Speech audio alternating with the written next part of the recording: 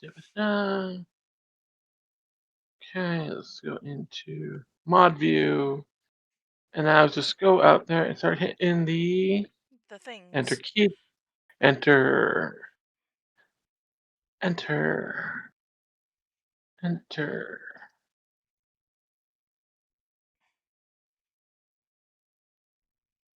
Ow. Come on. Go through that front loop, damn you. There we go.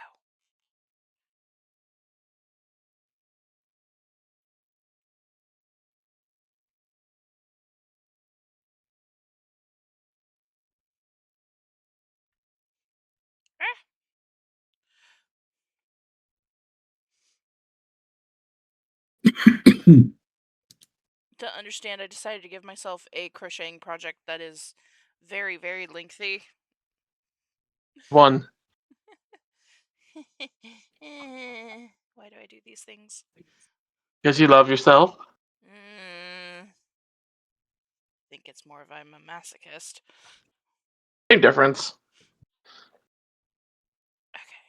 1, 2, 3, 4.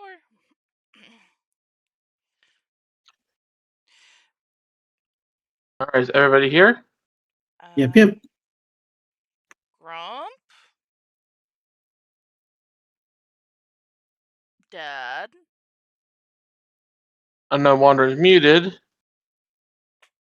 So. Oh, he was out with Mom. Okay.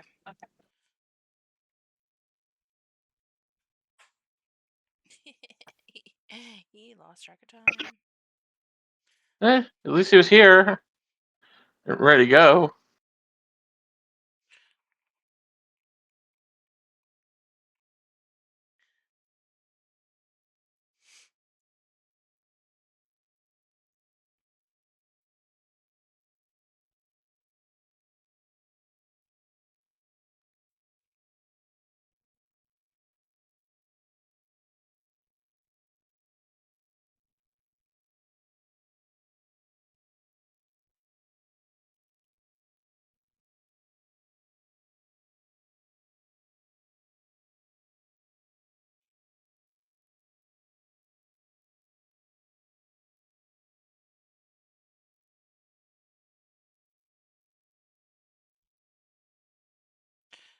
Are we all here now? I don't know. Yes. And can we get a send off from Wandering?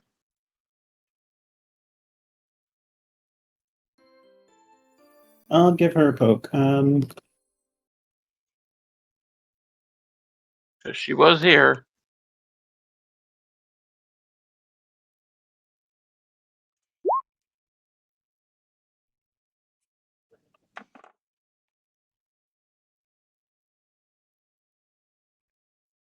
Hello? Mip. I hear somebody.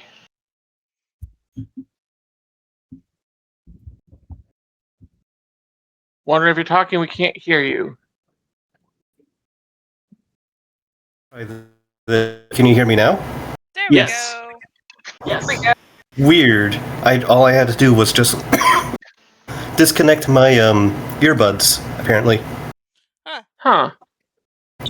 Bluetooth Weird, right? issue, maybe. Not Bluetooth, wired earbuds. Weird. Huh. Well, in that case, at least here. Yeah. Alrighty, well, now that we're all here, hi! Let's go! I just now realized that my partner has been misspelling my username wrong this entire time. Shit, have I? Yeah, it's Dottor. Dottor. I'm going to try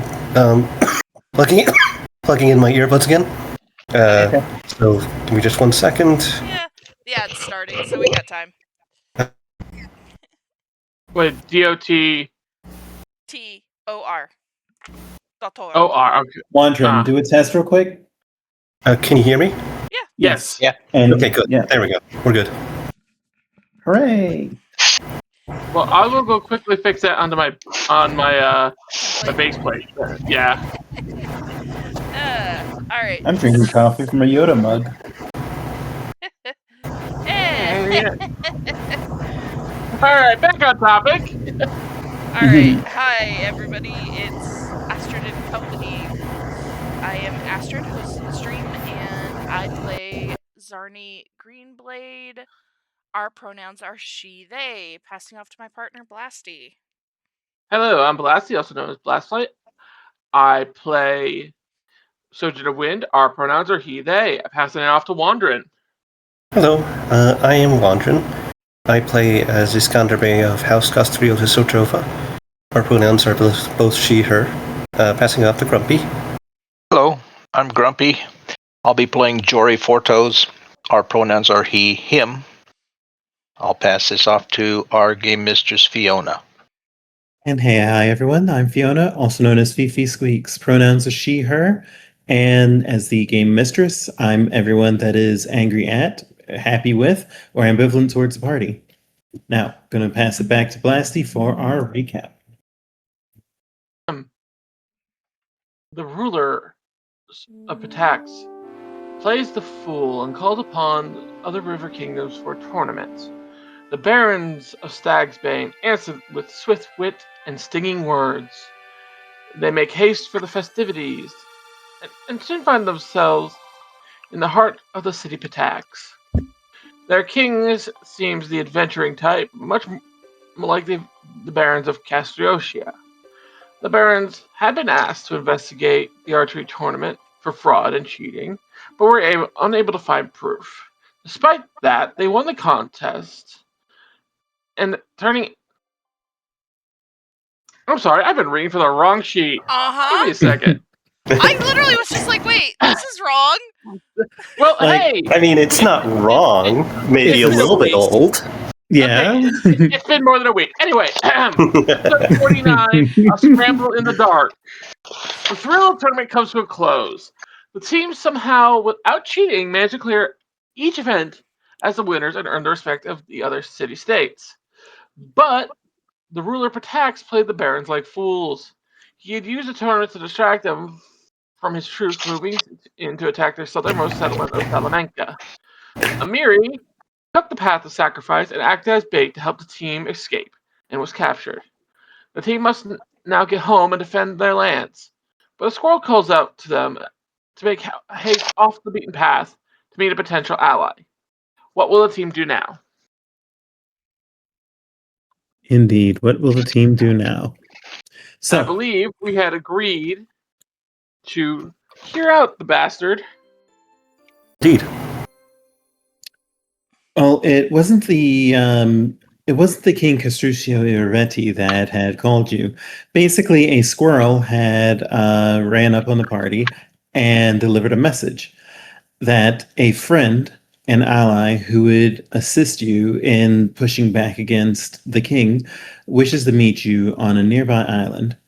So you dismissed the rest of your party, Amiri having been captured in helping you escape, while the rest of the party is going back to assist the Salamenka with defending itself from the oncoming horde.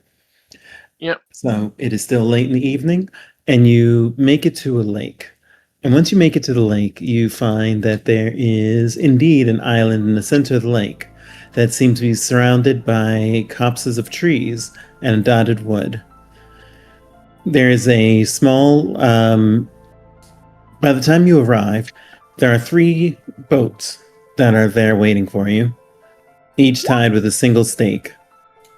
An inspection of the boats show that there's nothing wrong with the boats. They have no holes in it, and you spy no one watching you as you are standing, as you make these inspections and plan out your next move. The way is clear, and it seems that the person who invited you wants you to arrive. Will you take the boats forward to the island? Yeah. I don't see why not. Okay. So, the 3 boats are enough to carry the 4 of you plus your Drake and Yef and the Cauldron as you make your way across the small little body of water. When you make it, You travel through a small little copse of trees until you find in the center this. You break through a line of green to discover a small campsite. On the right side of the campsite, you see an anvil standing alone, just lying alone in the area.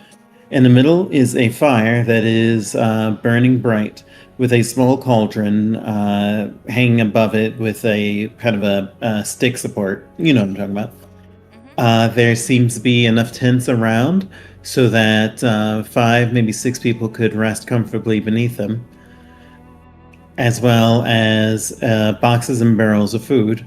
Yef doesn't detect anything within his tremor sense at the moment. What will you do?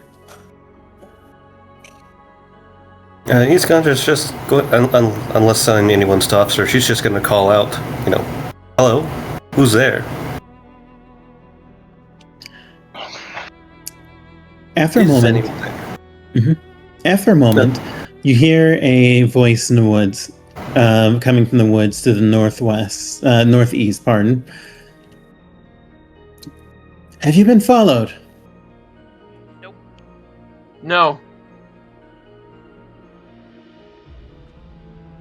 After a moment, the voice clears. The voice calls out again. Good.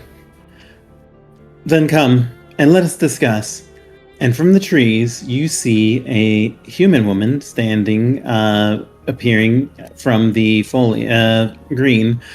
You notice that as she steps, that the ground, the underbrush, the roots, seems to give way to her, almost as if nature responds to her. She may be a druid, or perhaps blessed with druidic magic. And you look down at your feet, and you realize exactly that the ground does appear to be very thick with vegetation, almost as if it's a natural barrier to allow for easy retreat. And this is what the woman looks like, so that everybody can see.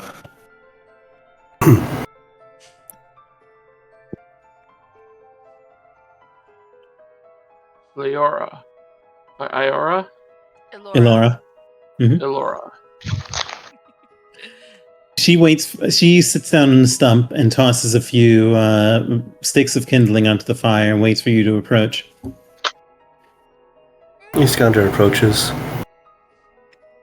She just sits down on one of the benches, offers her a small smile, a grim smile. And the rest of you? Yep. Sojin joins. Zarni will sit probably over here and have Yef over actually here. Okay. And Yef can only detect Elora plus you. Yep. Yef doesn't detect anything else within the tremor sense. Also, for some odd reason, I can't move the cauldron, so meh. Oh, hold on. Let me... Oh, it was... There we go. Poor Carl. It should be... There you go. I fixed it. Oh! Okay.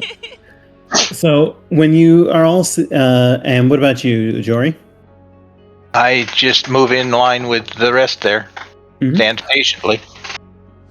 When you are all seated or standing around, she finally looks up and says, all right, so before we continue, I have to ask, do you have any way to reach your settlements to the east by magic? Technically? Ascending spell or anything of the sort? Magic carriage. But that's the closest that we've got. We got a scroll. We still have a scroll ascending. We do? Yeah.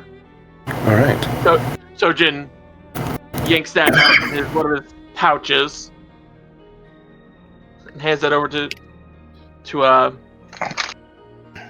Iskander. It would have to be Iskander because Yeah. Zarni can't use them.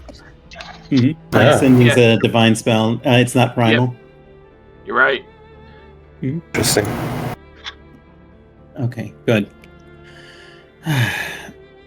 Good. Well, if it's sending, you're only going to have 15 words. So, or 25 words, I believe. 25. Okay. So that may not be the best way then. All right. So here's what I can do. And first, she reaches into a pouch that's by her side and tosses a scroll over to Zarni.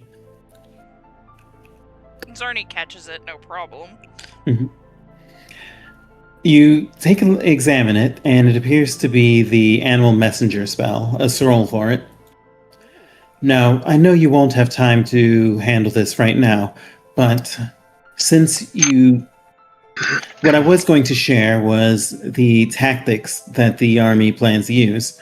I've been observing the king for a while now, several months, almost a year. So I know how he and his armies that he's developed to fight you plan to fight. So I can travel to the east and alert your allies.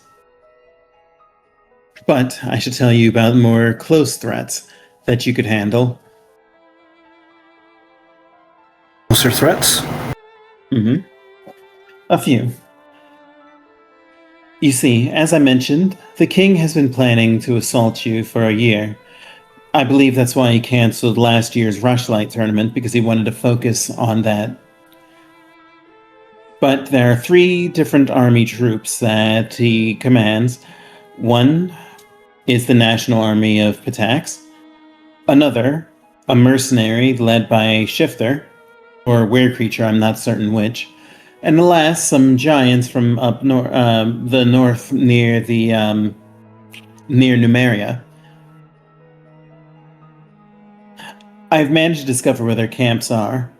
So, if you act fast, you may be able to take out their leaders and help your armies by cutting off the heads of these snakes.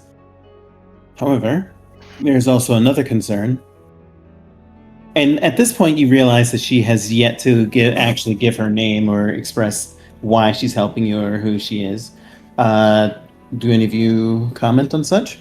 Sojin holds up his hand. She Pardon nods. me. You've given us so much information, but you have not given us your name or a reason why. I assume you have a reason why that you hate the king so much, besides he's just a jackass. She nods.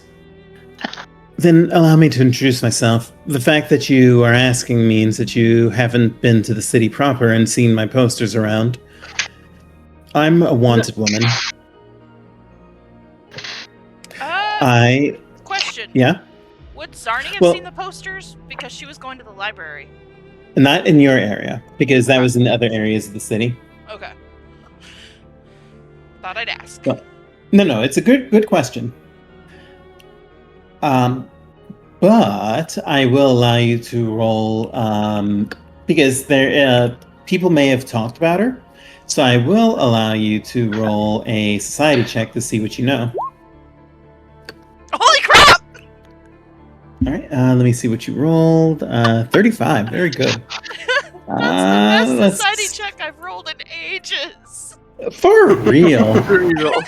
All right, so what you are aware of, you remember overhearing that apparently there was a group of bandits that used to do a lot of trade in the city in between jobs before Iravetti came and took power.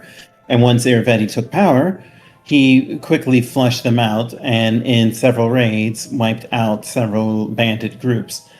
It's very likely that Elora is one of the few survivors of these raids. And so her motive is very likely to be revenge. But you can also ask one question. And feel free to offer suggestions, everyone. Zarni will make the last final choice. Well, anybody got any suggestions? I can only think of... So what is her personal besides the fact that she's been marked as she's a bandit? You could ask her which one of the families she's from, which one of the bandit families. Okay. Yeah. That might I like that one, actually. Good call. So you want to go with that then? Yeah. Which one Alright. of the original bandit families or camps did you belong to? Well, if you mean the ones that are currently in power, my group was not a member of either of them. However, what I can tell you is that we were on particularly good terms with one of them. Specifically, we were on good terms with the Catanel family. So, she thinks for a moment, and then she takes off a small pin on her leather armor and tosses it over. If you find your way into the city, and if you show this to a member of the Cantonels, it may make it easier to negotiate with them, because I'll know that you're a friend of my band. A friend of me. Understand. Thank you. I doubt we'll make it back into Pitax anytime soon. Well, anytime soon, but I think you will have to make your way back there eventually. But allow me to get back to the point. As I mentioned, yeah, go ahead.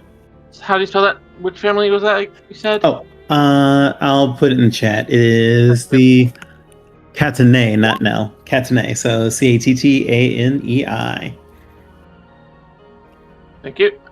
All right, I wrote down physical notes for this stuff, but I have like 7 journals, and I'm not sure which one of them I put it in. I love the fact that you take so many notes, though. I will say that. But I had so many notes I wrote about Pitax specifically. I'm actually like gonna go away from keyboard for a little bit to go and search for it. I'll be back soon. Okay. Yep. So she says, now, back to the point. There are 3 camps. The leaders of the 3 armies, a shifter, possible were creature, a giant, and humans are in those camps. Now, I believe that your group is strong enough that you could do quite a lot. At least among the shifter armies or the giants. The National Army's Legion, however, they are very unhappy because they don't like the fact that the giants, their ancient enemy for generations, have been invited by the king. And they're looking for glorious fights on the boar band, so if you go in as your small group, they'll likely listen to you rather than shiv you. The others not so much. So in theory, we could just have them infight. Tell them that the giants are there to wipe them out as well. Exactly. Because I would kneecap the king.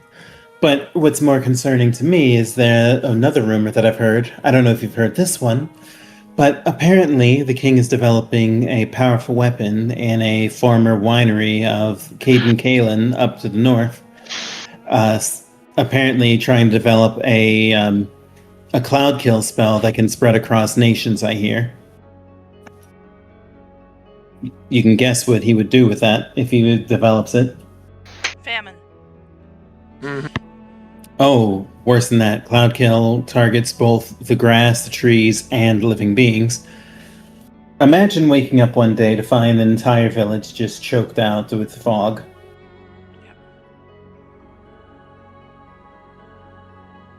Alright, I found it. Okay.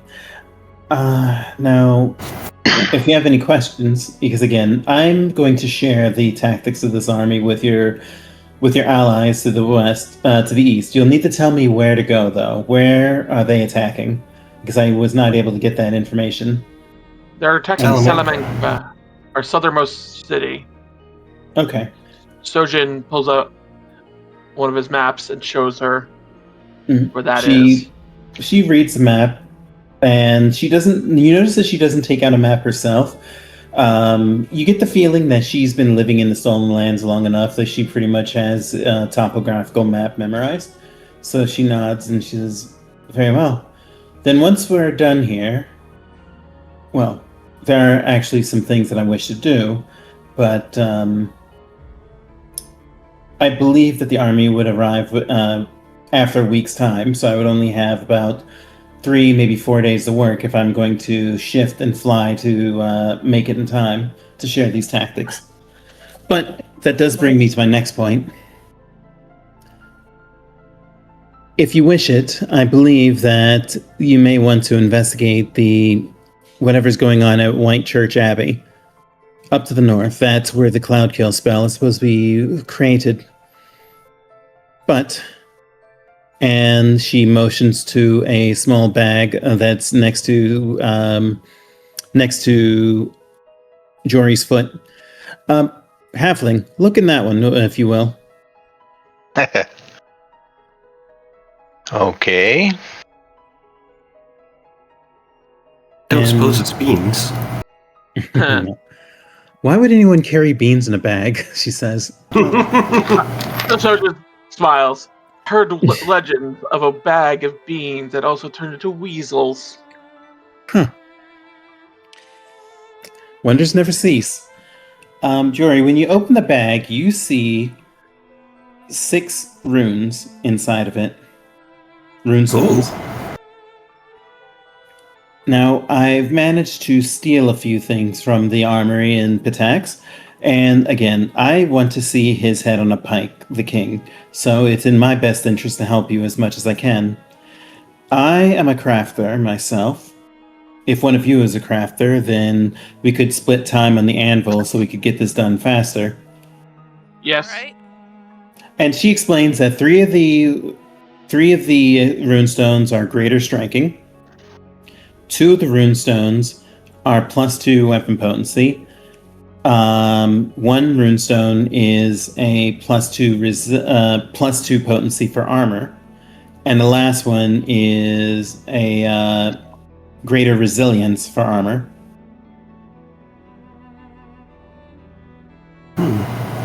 So I'm going to put that in the chat so that you can. So 3 greater striking, 2 +2 weapon potency.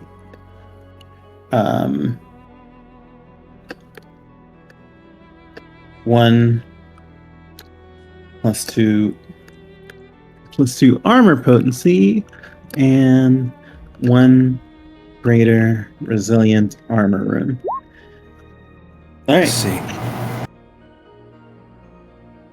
So I can spend no more than 3 days to fashion some of these into your armor or arms and weapons. If any of you are if any of you can fashion magic items, then, as I said, you can help me do so. Yep. We'll Yes, share time on. You have 2 of us here. Well, it'll be 8 hours of the day to work on it, so I guess we could split it 3 ways. Yep. Okay. +2 resilient, 2 electricity. That would. So greater resilience basically gives you +2 to all of your saving throws. +2 armor proficiency potency raises your armor class by 2 magically. And the +2 weapon potency is +2 to attack, but I think most of you already have that. I'm not sure. And greater striking gives you 3 dice for your weapon strikes rather than 2. Zarni doesn't really use her weapons that often. No, that's not really good. I can use the greater striking rune for my lance. It uses 2 dice right now, but it could use 3. Mm-hmm. I have it on Skybolt and my vitalizing short sword. Yeah, I don't think you have greater striking. You have regular striking. Yeah. Because greater striking would give you 3 dice for your damage, and obviously that gets doubled on a crit. And if you have the I forgot one of the traits, but one of the weapon traits also gets stronger if you have greater striking. Yeah. I let's wouldn't see. mind getting one of the 2 potency on my scythe, though. Yeah. Because Okay, well, when I do get in close combat, I do use that. that makes sense. So, I can take one of the. I'd like to take one of the +2 runes for my crossbow. think. Let me see. So that would make Or it a 4? Let me double check if I did that right. Yes. No. I know you're Actually, all exhausted, but I can work. I'm well rested, so I can work on one tonight while you sleep. If you don't mind the sounds of banging, I didn't have much room to decide where to put an anvil. Oh, trust us, we got a sound, or we got something special. The yurt. It's pretty soundproof. Well, if you say so. But yeah. So, but before that, go ahead. You first. Okay, so the striking runes. Where do I add the dice to that? Is that the damage dice? Yeah. Well, hold on. You're getting the +2. Yeah. All right, the +2. You would add that to the modifier for the attack, not for the damage dice. Okay. Let me look at your sheet. I'm just pulling it up right now. So. Well, yeah. So take a moment to decide what you would like to improve. She's leaving in 3 days' time so that she can get to Salamenka and warn them. So you can stay and finish up any runing, but if you want her help, then you have 3 days to help, and she's only going to be able to work on one project a day. Right. She motions around. Well, real quick, she explains that she stole over the last month enough supplies that you will not have to pay any extra monies for anything. She wants this man dead. All right. So I'm guessing you're taking the other +2 rune then, Iskander? I'm actually not. All of the weapons I want to have +2 runes already have them. Okay. I'll take the other +2 rune for my hatchet then. So what about the rest of you? What do you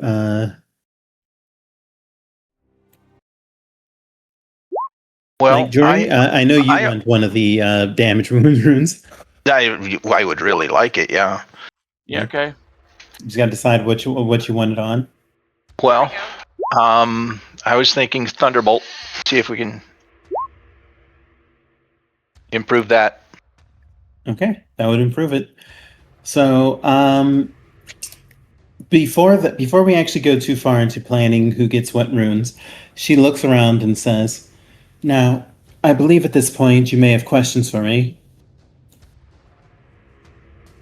Let's make it quick so that we can get started."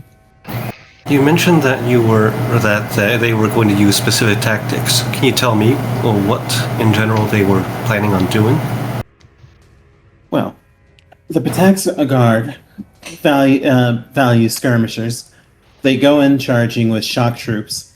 They have fast troops that hit the back lines and strike, so that any healers or archers are immediately kneecapped. So they often join a battle after the fact. They work with shield phalanxes in the front until they're drawn out. Then the shields are dropped and they draw swords and rush in. So they favor pincer attacks. The giants ride mammoths into battles and throw rocks and boulders as they go, swinging their clubs. They're brute force, but a very effective cavalry. The cat's paw, as they're called, are basically wyvern trainers that are guiding wyverns that came from the forest to the west. And apparently they had made a deal to build nests beneath Littletown. So that's where that rumor came from. Yeah, I haven't been able to check there, but I did see them coming from the direction of Littletown, so I imagine if the rumor is true, then Littletown is gone at this point. That's funny, because we were at Littletown just before the tournament, and it was still intact, so... Well, you can check if you have the time yourself. I'm just telling you what I've heard and seen. More than likely it's gone now. It probably went when we were having the tournament. Oh. Alright. So, okay. Also, Fiona, your avatar. Oh, crap. Thank you for telling me. I keep forgetting. I keep forgetting. I just noticed, so you're good. Yeah, give me a second. There we go. Thank you. Ignore that. So, she looks around, asking if there's anything else that you wish to know. She'll tell. She seems willing to answer any questions that you might have.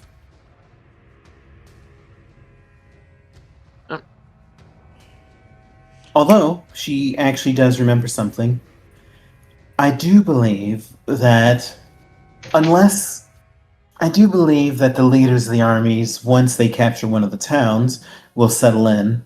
Because I do recall seeing armed troops with wagons of supplies.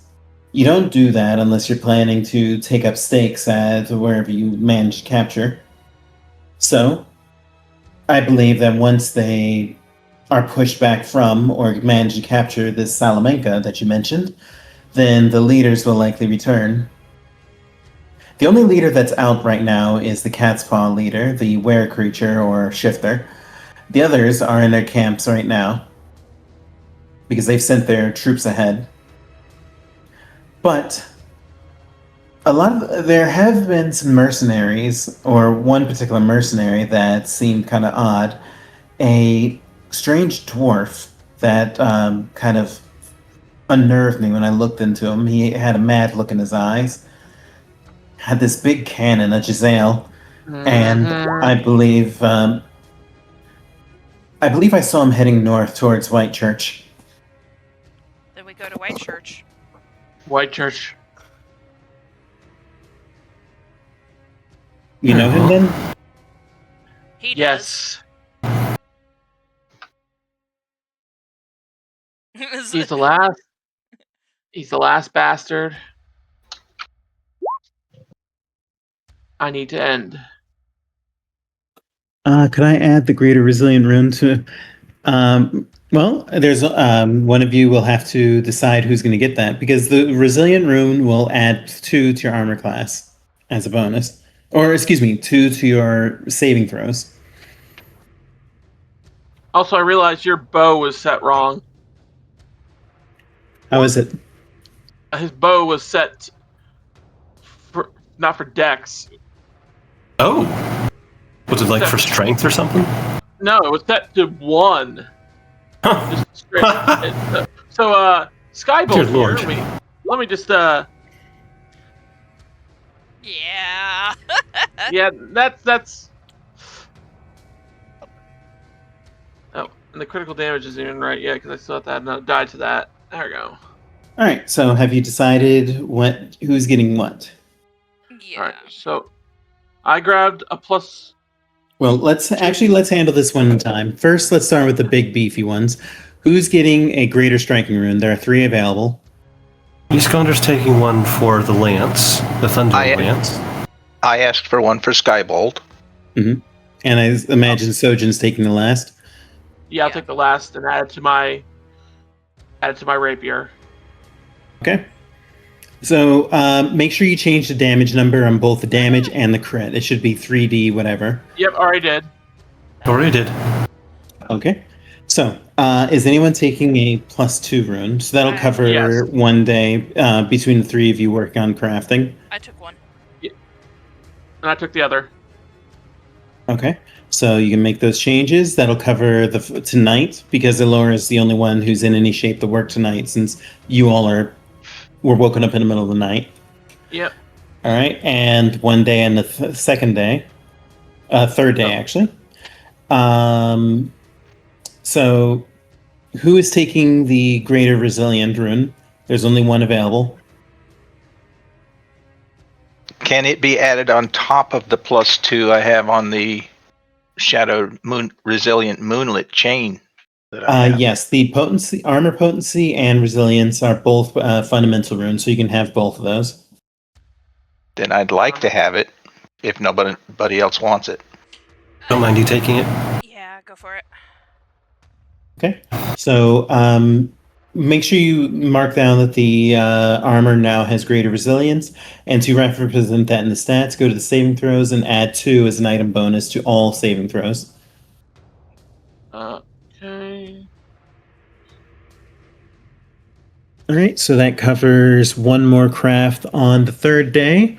So, is anyone taking the 2 armor potency runes?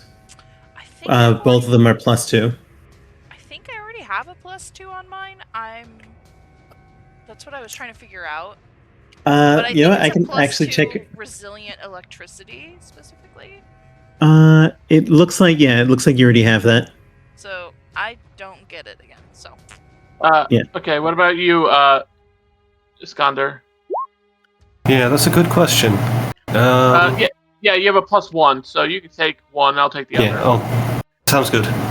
All right, so then she'll she basically upgrades your armors across the next 3 days.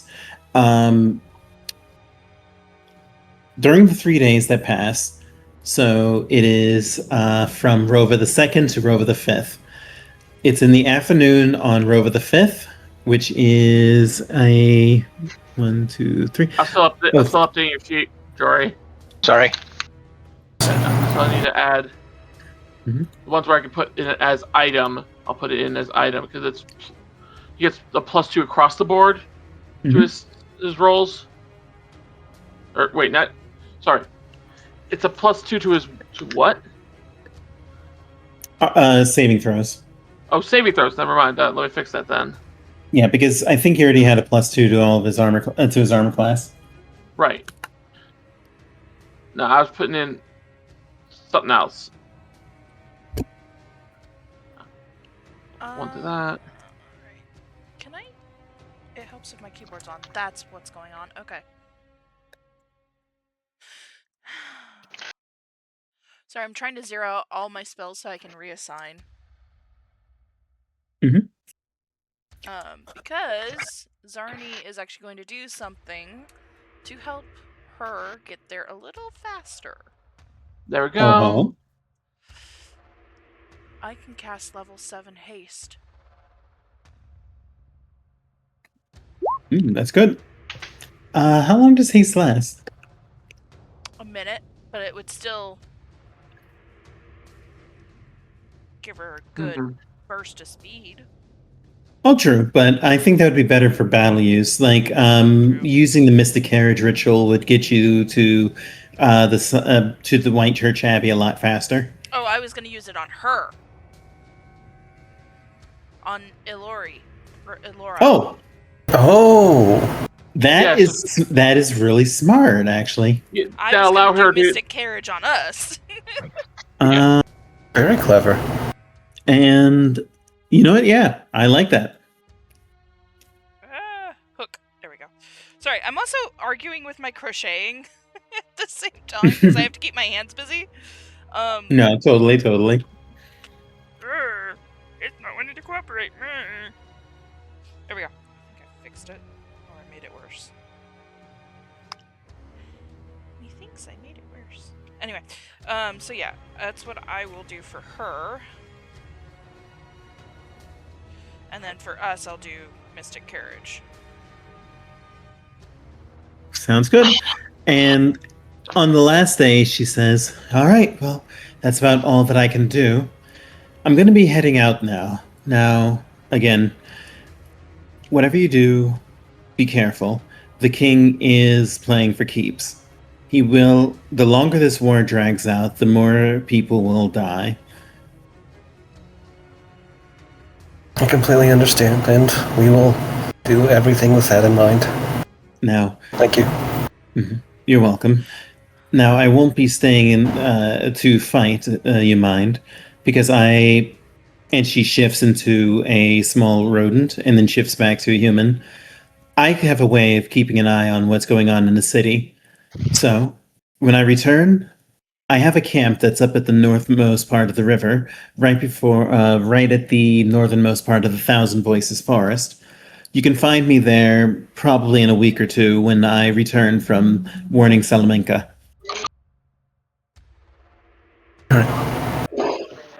Oh, speaking of which, does your kingdom have a military commander?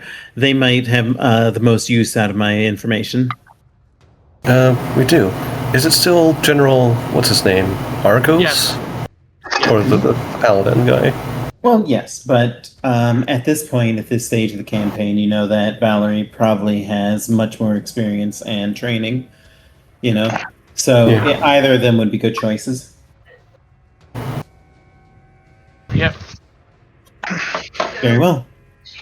Then I'll seek them out when I arrive.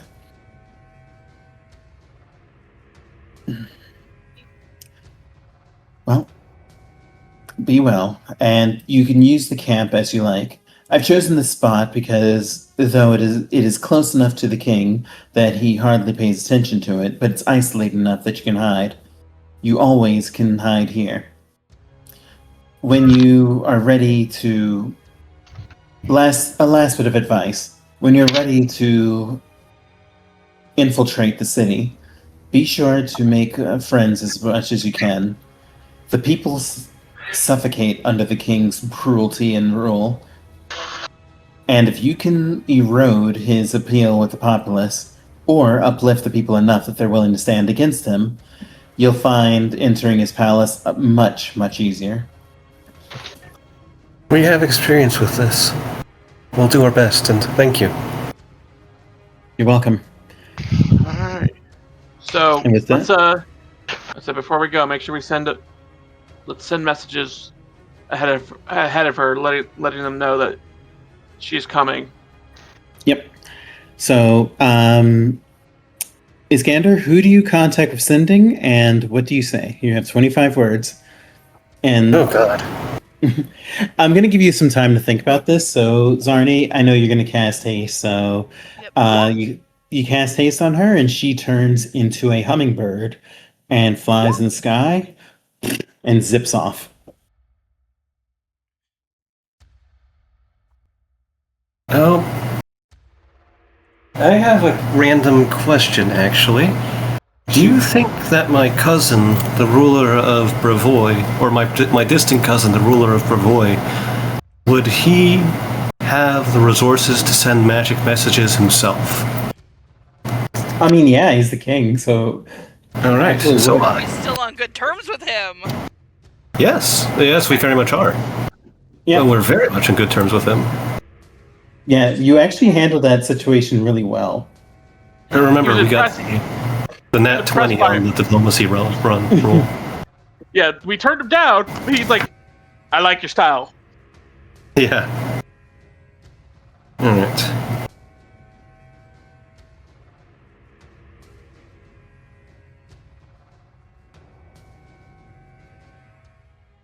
All right, is there anything that anyone else would like to say to her before she leaves? Good I'm luck checking if she is... and good tiding.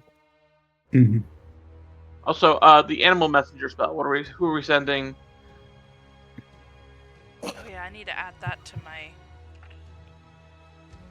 Yeah, because you just fed that to Yef, and Yef was like, yummy, mommy! And now you have that spell.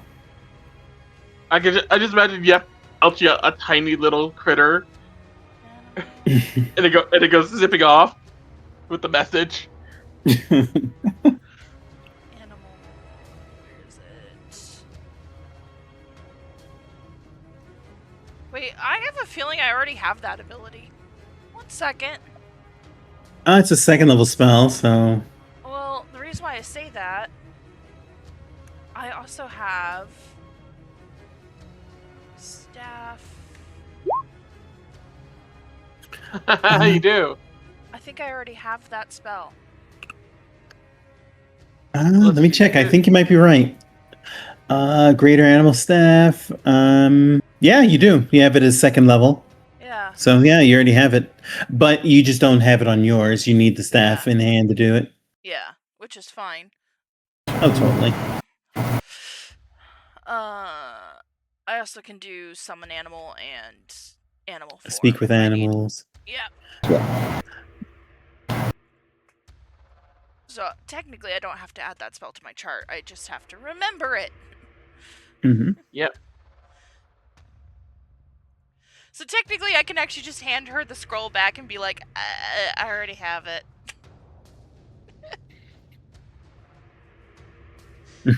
Actually, no. Okay, I think I've got my message. 1, 2, 3, 4, 5, 6, 7, 8, 9, 10, 11, 12, 13, 14, 15, 16, 17, 18, 19. Oh, Okay. okay. Issue. What's up? Would the animal be able to get there in 24 hours? Some of the faster animals might, especially if you haste it. Yeah. Yep. So we send her in a hummingbird with her. Yeah. Because if you're sending the hummingbird ahead, hasted, then the hummingbird would be able to reach. Yeah, because the spell ends after the message is delivered or 24 hours have passed, whichever comes first. Mm-hmm. But you could always, if they weren't hasted, you could always deliver them to Strewn and then have Strewn make a delivery because Strewn has court mages. True. And we're on good terms with Strewn. Exactly. Strewn is part of our territory now, I believe. Yes, it is. I remember that because part of our kingdom building that we did is we actually fortified it just like Salamenka. Because I thought that would be one of the main thrusts of the attack. Yeah, and it's actually a very wise call that you did because Salamenka is fortified. They can't actually attack it until they break through. What are we up to in here?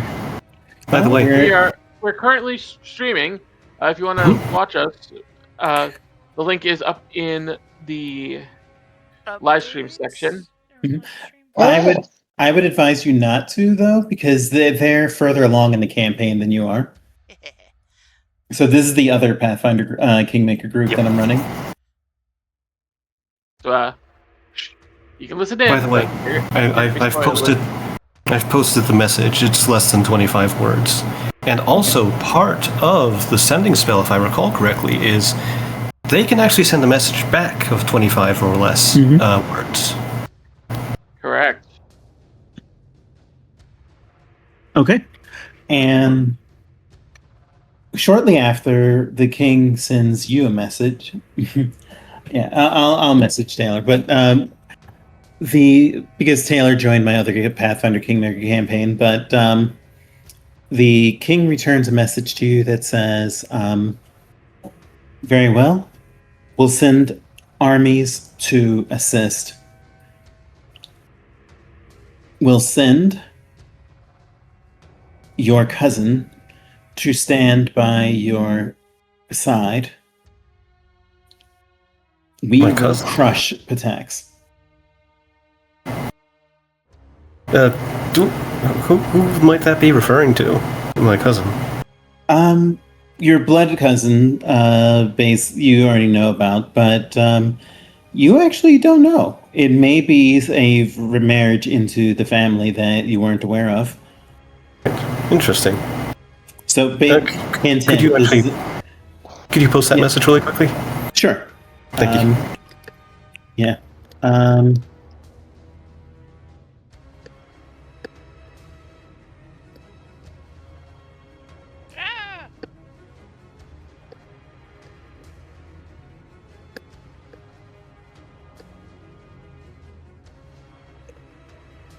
There we go.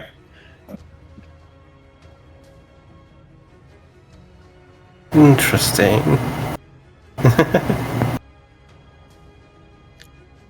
All right.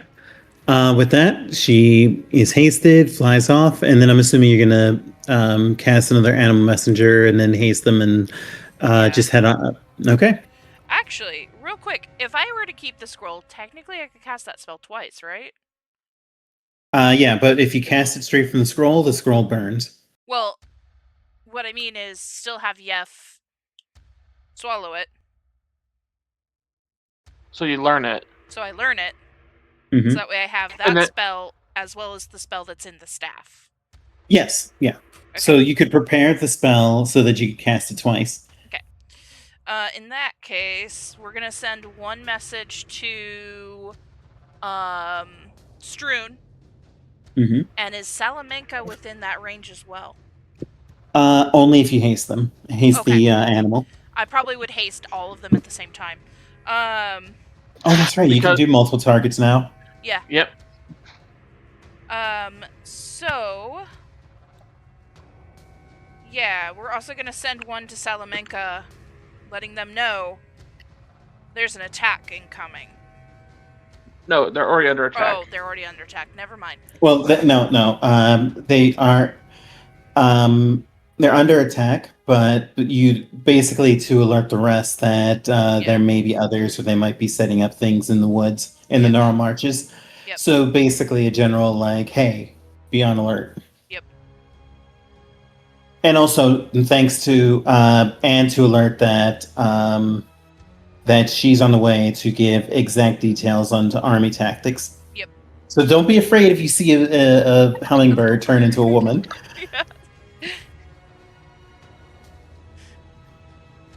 Treat her nicely. Yeah, don't stab her, Fortos.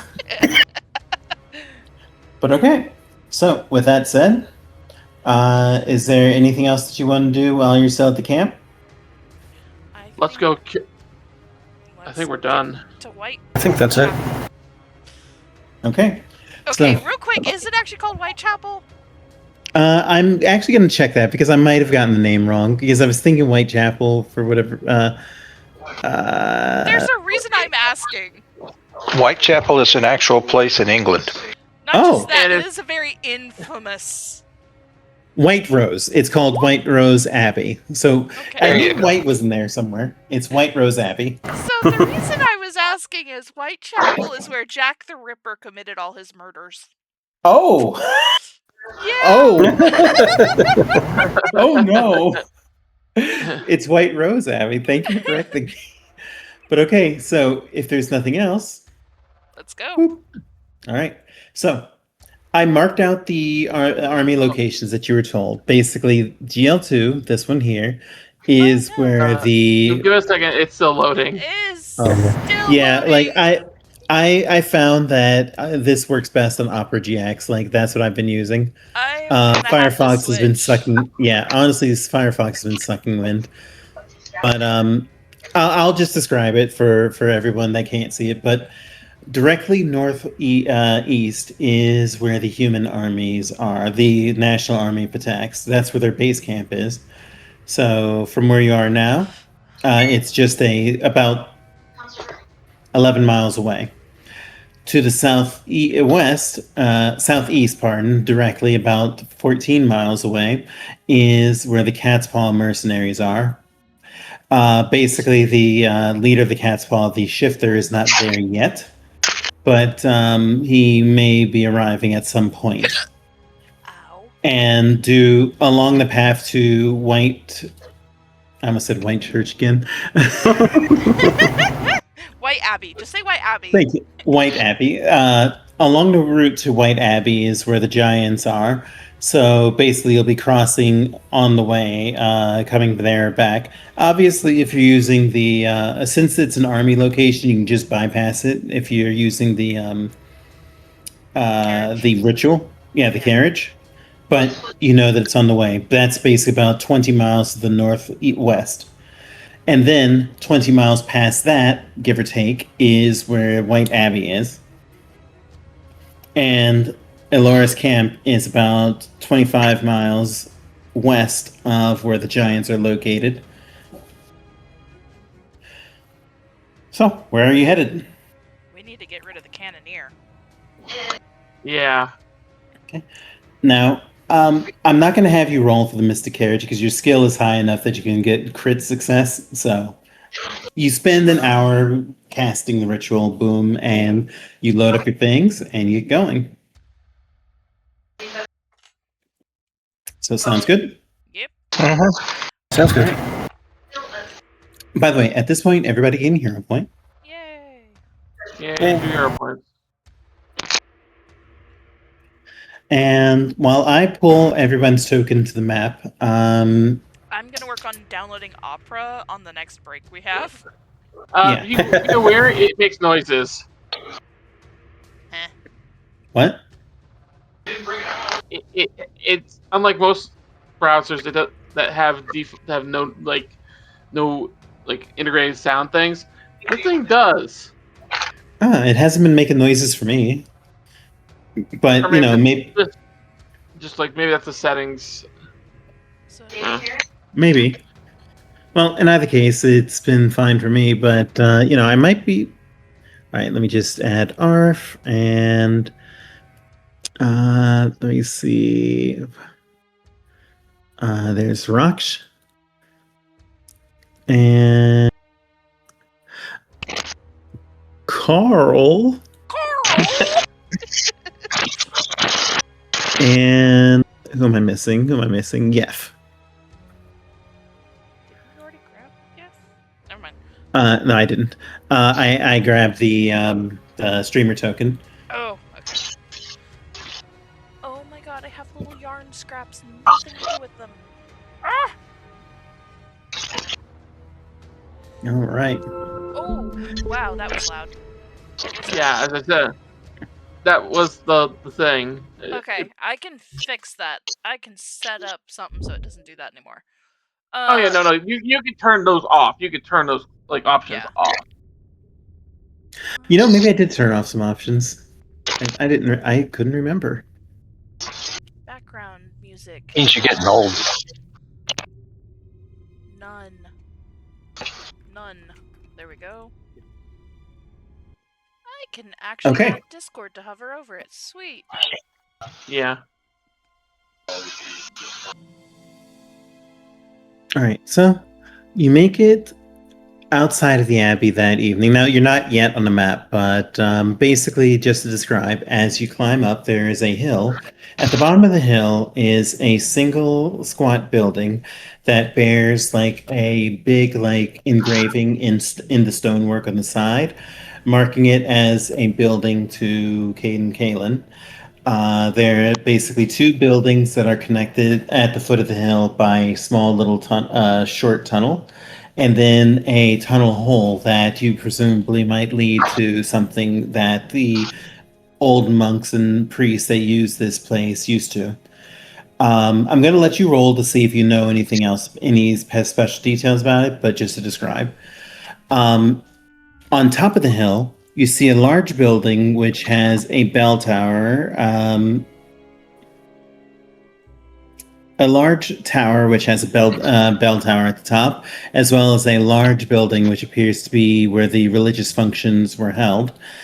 And next to that is another smaller building that, based on that is one level, unlike the other buildings, and seems to just be a long, narrow building with a door that to the front at the top of a short, rickety stairwell.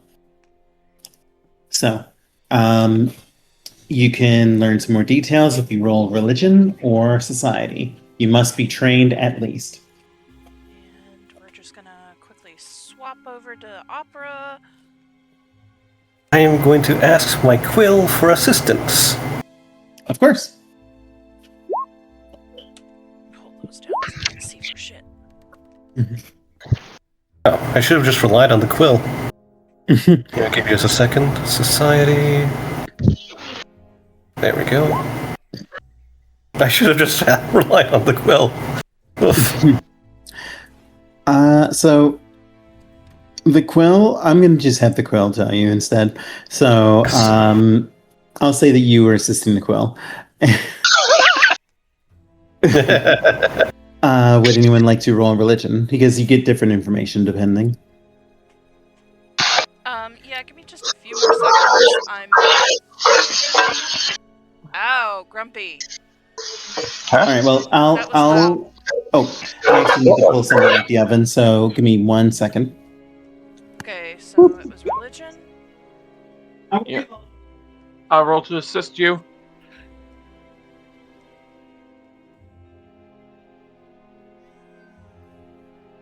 What the hell? I just heard a cat. Okay, I'm going crazy. There's not been a cat in this house for months.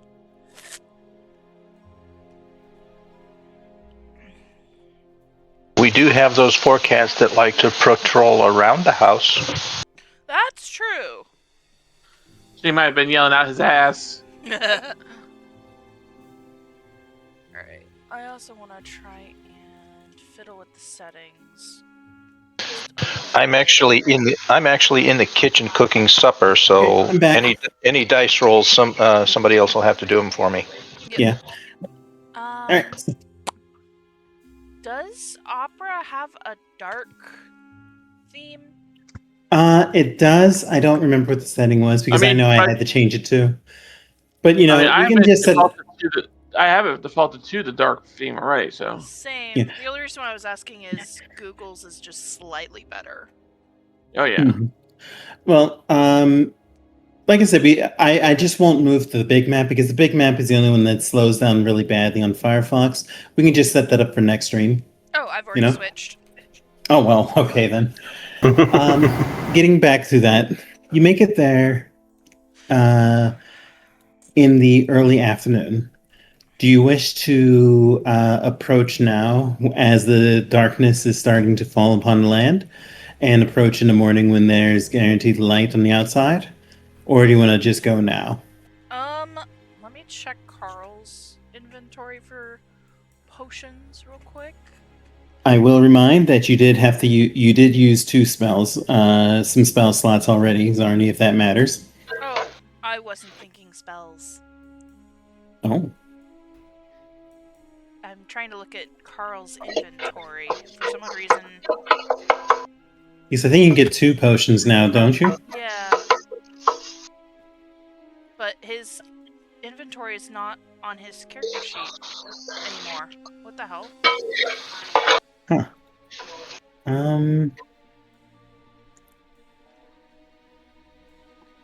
Hold on, let me try something.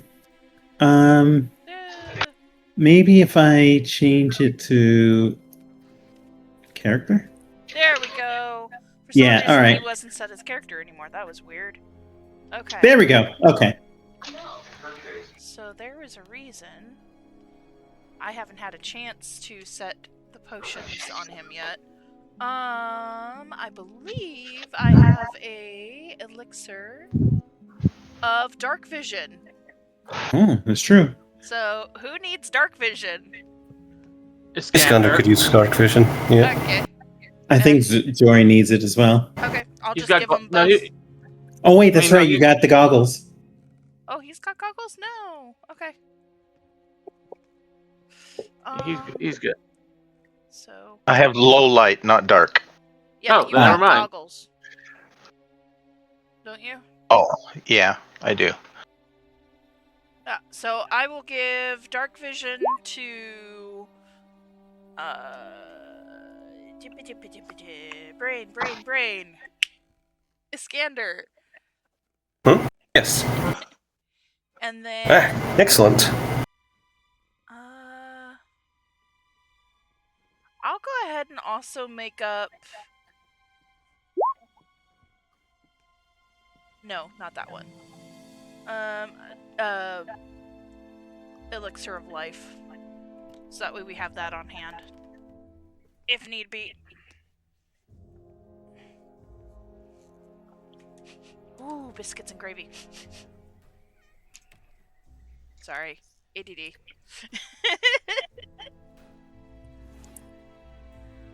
Okay, I'm good to go.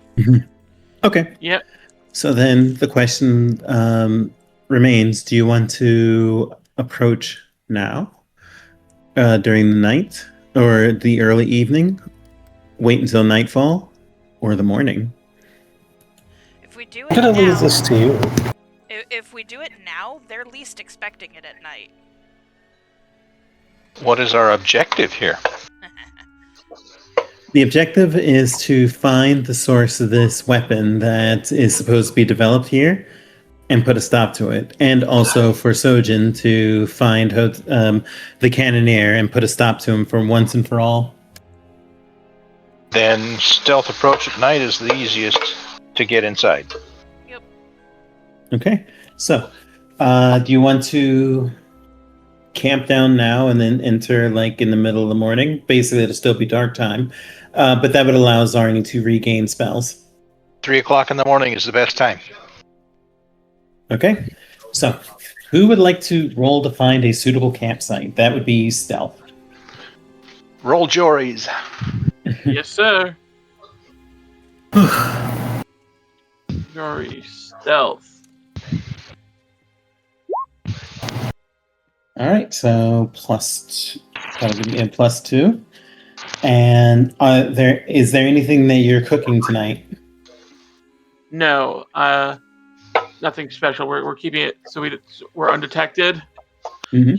He's breaking out some of his dry rations that are just snack bars that are filling. Okay, so then somebody roll a flat d20. Because of Jory's stealth check and because they're kind of in a hunkered down position. Well, no random encounters. You're good to go for the morning. So, and since I'm not going to have you figure out what Carl has, but you are going to get to redo your spells if you need to. Yeah. So I'm just going to turn it is no longer daytime. And I will give you, Iskander, let me know when you pop the potion, and I'll give you dark vision. It lasts for an hour, right? Yes. All right.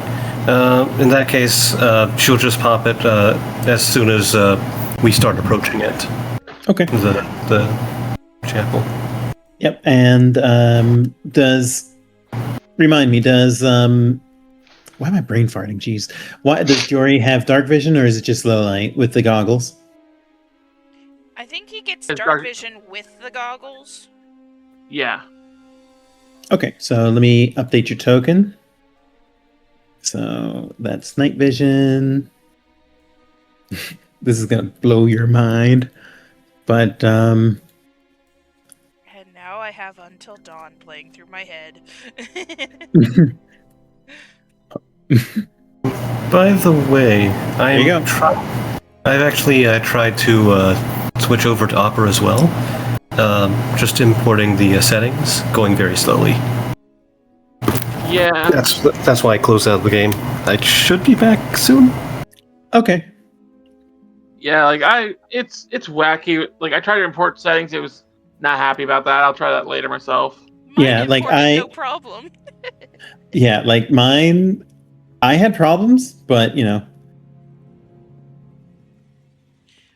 don't know why I am blessed. I should be cursed with how much of the YouTube horror shit I watch. That's where I've been watching Yasko, and he does paranormal stuff, and I'm like, I should be cursed by this.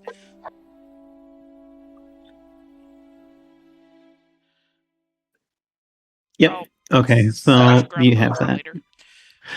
Okay, so you have to once per day. You can give your so it works like the potion. So when you're ready to move, I'll just give you dark vision, and then shut it off when you don't have it.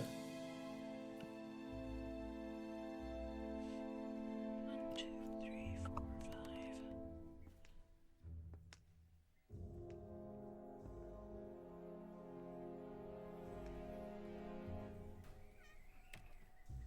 Okay, that was a door creaking. I think that's coming from the Probably the soundtrack. song, yeah. Yeah, ignore that. There we go. I was There just we like, go. why did I hear a door creak now? No doors in this house creak. I am back, and I'm on Opera GX now. Woohoo! Yay. But okay, and I also have the first token for the streamer eyes up. Yay! All right, so as the party approaches, are we all ready to continue? Yes. Yep. yeah. All right, cool. As the party approaches, I mentioned that there are 3 buildings and a cave. The cave and the long building that's also one level is on the at the bottom of the hill, and at the top of the hill is a tall tower which has a bell at the top of it. very likely to alert people that religious services are starting. A main building for the church itself, as well as a side building. Now, with the society checks that were rolled, you determined that it's very likely, based on the arrangement, that the buildings at the bottom is for a brewery, which would be very likely given that it's a Caden Kalen church. So brewery supplies would likely be there as well. The cave itself is probably where like underwater cold storage for wine barrels, or perhaps where special anointed water lies. As for the top building, the largest building, which is also the tallest, is very likely the main church building. So it's likely where the abbot of the place would have slept when this place was still active. And the building to the side is very likely just a dormitory, a above-ground dormitory for the monks and priests. Okay. And the bell tower itself, like I mentioned, is likely to just alert people to services, but because of Iskander's lore warfare, it's also very likely to be where a lookout would be placed. So if you're going to approach, you're going to want to approach under quietly. Let me check a spell real quick.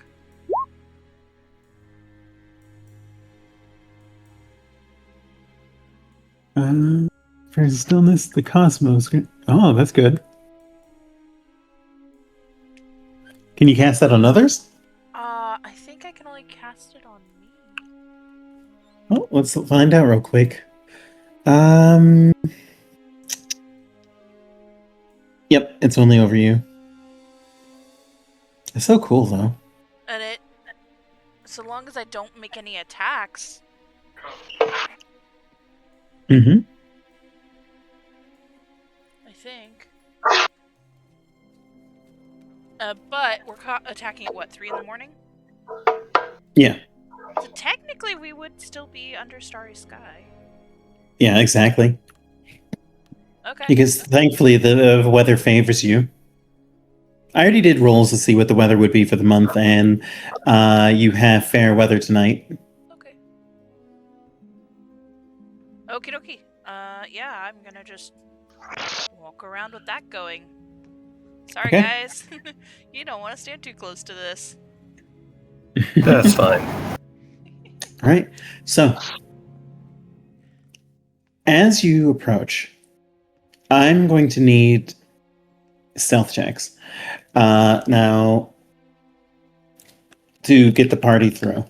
Okay, let me add. Jory puts on his cloak. Of +2. It is plus. Yes. All right. Rush. Nice. Rush, just how stealthy can you be? Well, what I was going to say was that I'm assuming that Jory is going to do it. So since you're all moving together, except for Zarni, you can just have Jory roll, and everyone else can follow the expert. Yeah, Zarni has You to know pull what? I'm up, cool with that. pull up the flank. That's okay. Or Sojin, because Sojin got a nat 20. All right. So yeah, the party can approach without much issue. You don't alert anything, and Zarni, under the mask of stars, seems to approach. So I'm assuming you're going to go up the hill towards the larger buildings and not towards the lower buildings? I think we should at least get rid of the bell tower first, to get rid of anyone who can alert. Yep. Try and ambush them? Yeah. Okay. So, who is going to approach the bell tower then? And are you... Actually, since we're in free movement, Jory, you don't have to roll. Sojin got a nat 20, so we're just going to go with that. Good thing. So what I was going to say, where does everybody want to move?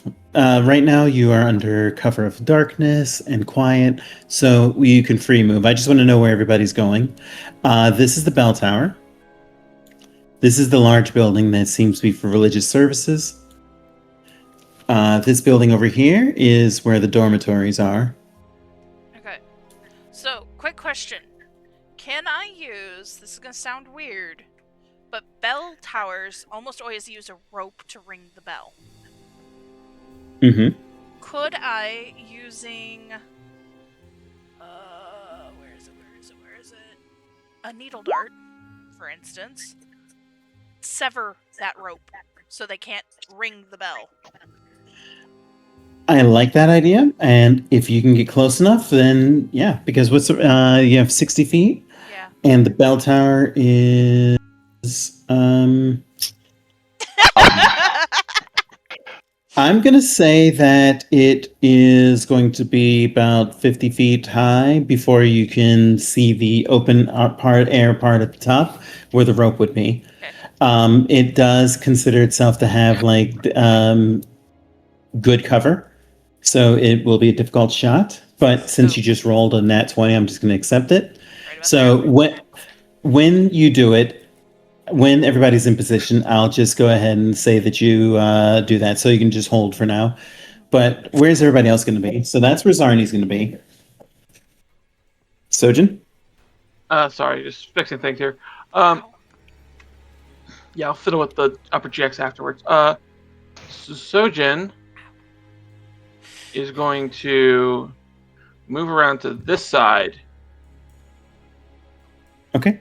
And you see a door right here that you can open, which leads to a stairwell going up. Oh, he's going to post himself up. Prepare for if anybody comes out the door. Okay. Oh. Because she says, I'm going to go sever the bell. Okay. So, If someone notices that, they're going to come running out. Sojin, Yeah. may I point something out? Yeah. Iskander would be better suited being on the outside, while you Over here. gecko crawl up and over and True. pincer. All right, so I will start the gecko walk up. Okay. And But still from this side. all right, Iskander? So I suppose that Iskander's going to approach from this angle? Yep. Yeah, so you're playing one side of the door, I'm above the door. And Rosh is, I'm assuming, going to be there as well? No, I'm just in case, I'm just leaving him a little bit further away. All right, and Jory? Jory, actually, since those two are going to take care of the tower, Jory wants to be a little bit a ways and maybe keep Skybolt ready to shoot someone leaning over the tower looking down to see what's going on. Okay, so you're ready in action? Yep. Sounds good to me. So we'll get you a little bit right. closer here. There you So, go. Zarni, do you want to start things off and cast your needle dart? Yeah, can I keep my nat 20? I'm going to let you keep it. All right, so she Beautiful. just you kind of hear a faint as the needle dart slices through the rope. All right, this -2, so difficulty we'll say is whatever your spell DC is. Spell DC is 32. All right, so you slice the ropes, and though the rope falls, there doesn't appear to be any, no one seems to have noticed. Sojin will start ascending the wall more. Okay. Just gently poke his head up into the tower.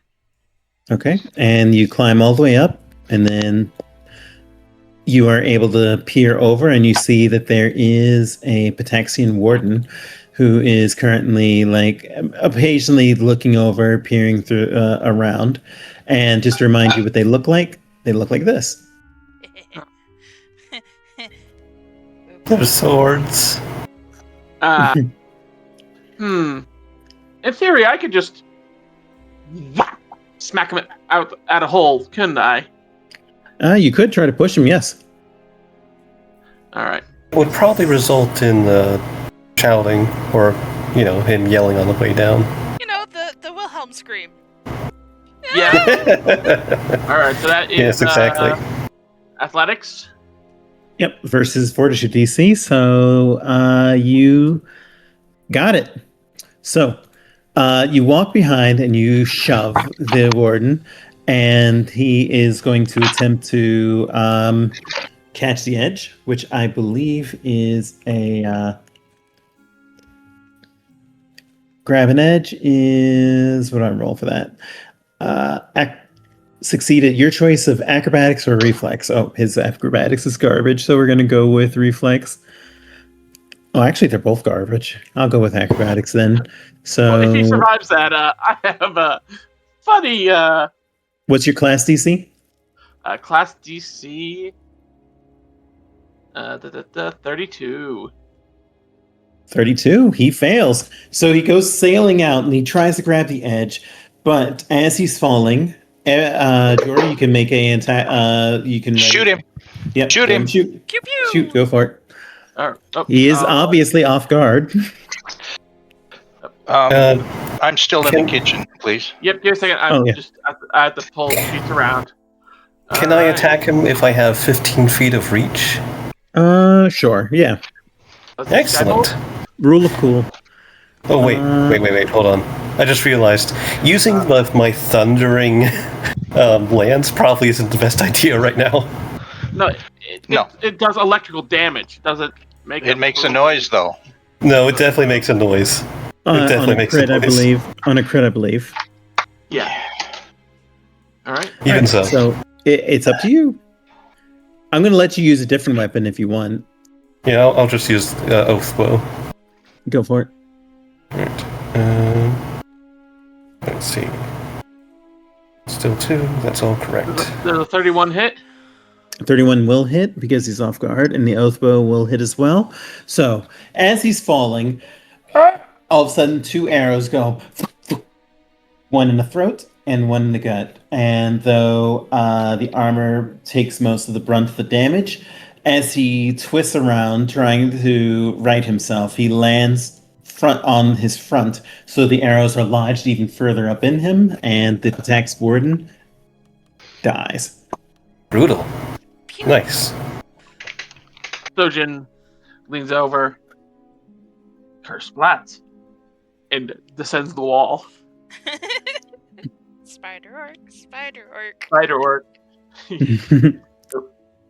you go. All right, and let me see. Okay, there's. We should probably drag the body over to this side. Or you just throw him inside the tower. Yeah, something. Yeah. So Sojin then grabs the body and just pulls it back around the corner and tosses it in the tower. Okay. I would like one person to roll a flat d20 just to see if the potions survive the fall. Potions? I'm back, by the way. I will roll that because that's my fault. 7. All right. That is going to be a failure. So both potions that he was wielding are broken. What were they? But just out of curiosity. They were moderate healing potions. Oh, we're good then. I mean, that's still extra healing. True, but he does have a +1 striking greatsword and a +1 full plate armor. Yeah, we'll pick this up later. Yeah. So, with that, there's nothing else inside of the tower. It seems that guard was just there to watch. So, you're free to move again. Quick question. What will you do? Quick question suggestion. Sure. Would it not behoove us to find a way to set up his armor up at the top of the tower once more, so it looks like a he's scarecrow? there? Are we weak into burning this? Yep. Sojin takes the moment. Pushes the arrows in just enough where they can't be seen. Leans the guy up against his sword. Jesus Christ! So he looks like he's standing guard. No one will question it. Give me a second check. my God. -2, because that armor is kind of heavy to balance. 24. All right, do you want to accept that? Actually, I'm going to re-roll that. Go for it. Could Alright, so one of us 28. assist? I can assist. Up to 2 of you can assist, yes. So, right, that's going to be +2, so that'll be 30. And who else is going to roll to assist? Actually, real quick, could I use a spell to assist? What spell? I'm curious. I was thinking, where is it? Tangle Vine. To kind of like hold the body up. Mm-hmm. Summon up some roots. I'm good at that, and since you rolled a crit, yeah, sure. So the So, vines are basically grabbing the ankles and just like, God, they came out of the arm, and it's just like holding that Pitax warden upright. Good job. So, with that, Zarni what do you coming do in next? with the creative ways to use her spells. I like that. So which building do you approach next? And I'm just gonna, while you just debate, I'm just gonna grab something out the oven. So I'll be needing a 1 moment. I needs to go eat, but Zarni is okay with whatever building. I'd say we go just Lead on, Sojin. gut feeling says Yeah, this one's on you, Sojin.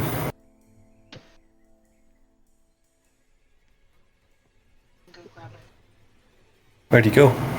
I was dragging my thing around just thinking, and I got stuck inside. Give me a second here. I will re-drop my token. There we go. Okay, I'm back. So, what will the party do next? I say we do the main building here.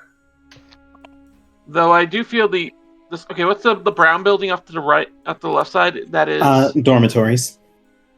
Or at least that's the purpose that you've determined it likely was for. that would cut off any additional fights if we go into the main building.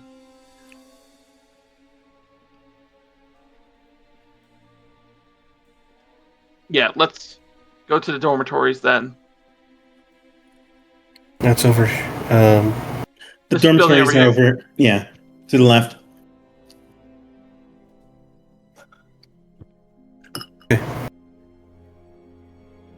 Okay.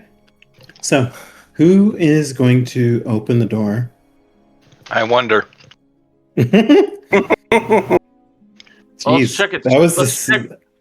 I was gonna say double. We gotta make sure it's not trapped. That's so sassy. All right, so go ahead and roll perception. 37. Well, that you was roll thievery. perception first. Okay, Oh. would you like to re-roll? Yes. Go for it. There we go. There are no traps here. As you examine that door, Then I'll unlock it. it's unlocked actually. And what you find as you open the door, so you can go ahead and open it, a long central hall flanked by rows of doors on either side. Every single door is slightly ajar, and from what you can peer is that each of the rooms are virtually identical in their spare furnishings. As you open the doors one by one, you find that each of the rooms seem to be study and meditation chambers for the most devoted priests. Each of the rooms appears to also be fully the building itself appears to be overgrown with a lot of grass and weeds breaking through the broken cement. And as you open up the final door to the exit, you see that there is a well that is in the rear.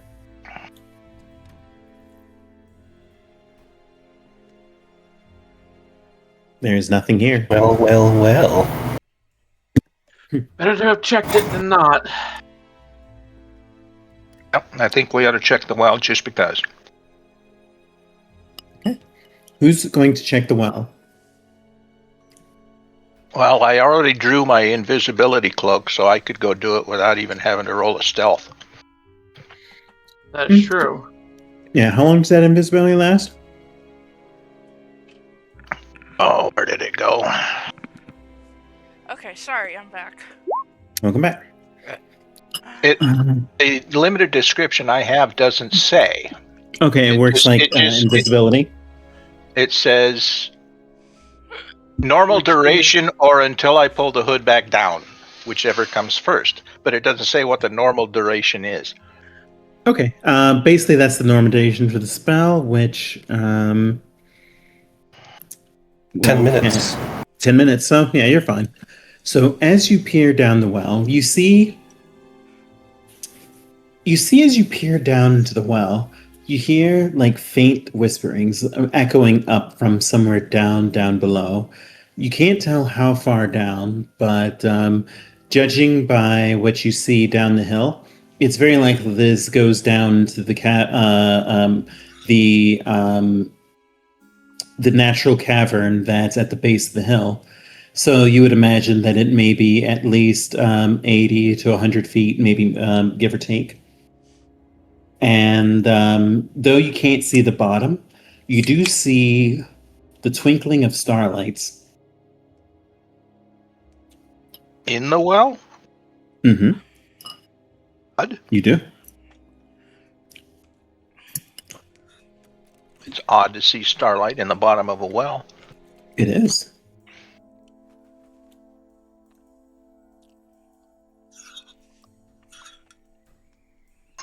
Do you want to go down there? I got enough rope to... Hell, I could just walk down the walls. How long does your gecko grip last? I think that's only like a minute. Check here. Oh yeah, it's a minute, yeah. Yeah, so it's worn off by now.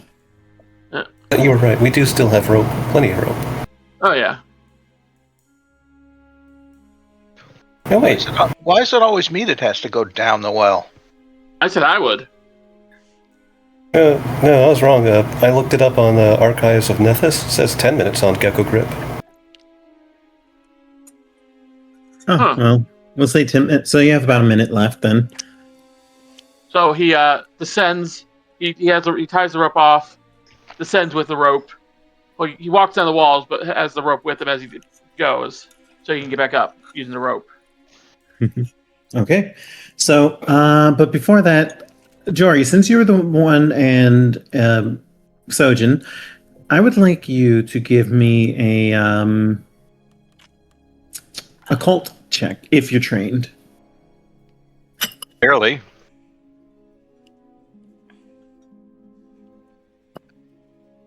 $36. As Sojin prepares to climb down, something occurs to you. The twinkling stars may very well be will-o-wisps. Ooh. Oh. It's like, so just like, good point. Let's save that for later. We got any knockout poison in the group? I mean, I got No. wyvern poison, but that doesn't work like that. Well, what I was going to say, will-o-wisps, you are aware, are basically creatures that, aberrations of air that feed on fear. And they are also completely immune to magic except for Force Barrage, Quandary, and Revealing Light. No other spell works on them. AKA Huh. nothing I have. Doesn't? Yeah, I know one person who has revealing light. And we don't have him. No, I thought doesn't Iskander have that? Healing light? I don't think so. No. All right. I think I have like a light spell. Yeah, regular light. Yeah, just Alright. regular light. But Never mind then. Since you rolled a critical, you can ask 2 questions about will-o-wisps. Can we direct them? What do you mean? Could we get them to say, "Oh, just be like distracted"? Flood into the main building? Yeah, basically use them to cause chaos. It's possible, but if they're remaining down there, there's probably a source of fear or anguish that they're feeding upon, so it would be difficult to communicate. Plus, you would have to be down there to communicate. Here's an idea. Okay. Why don't we just throw a tarp or something over this and tie it down so they can't get out? Would that work? I don't know if that would work. Do you want to use that second question to ask? Oh, Yeah, why not? That's a reasonable question. Okay. They are physical beings. They can turn invisible, but they still have a physical form, so they wouldn't be able to get through unless they could break through. So if you have a tarp, you can tie one down to lock down the well. I think I do actually have a tarp, just like to keep out the rain. Yeah.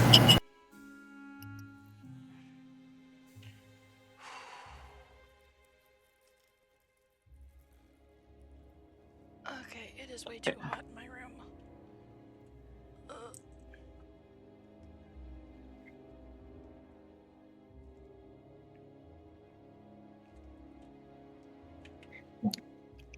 And while you're...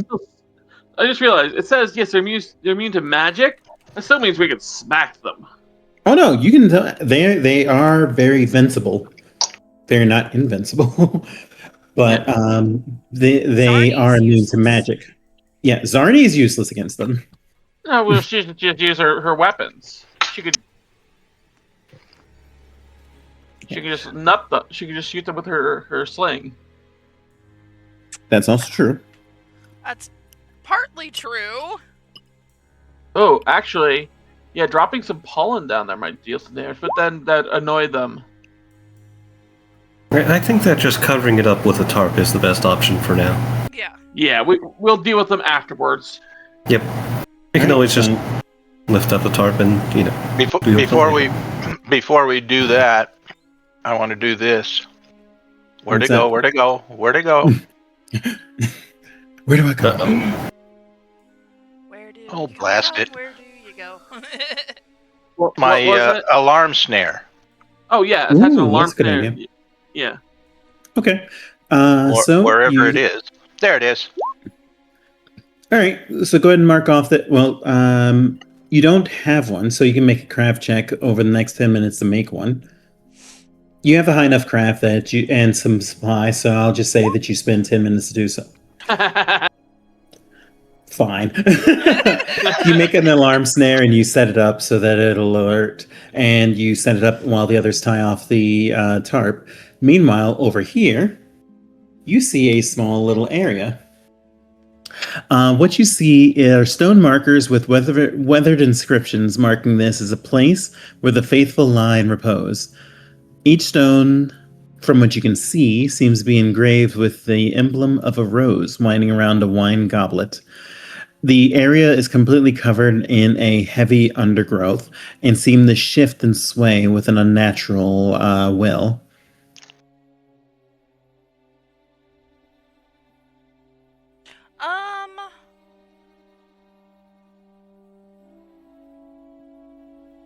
I say we avoid it and go somewhere else. Agreed. Actually, I think... could I roll nature, occult, or religion to see what's going on with that? This one would be nature, actually. So yeah, you may. Would you like to reroll? Yeah. Go for it. May I roll just? Oops, Uh-huh. never mind. All right. Zarni immediately puts a stop to the party as you notice this, because you notice that there appears to be two... you notice some like snappiness at some of the points, and you point it out, and you explain that it's very likely that these are viper vines.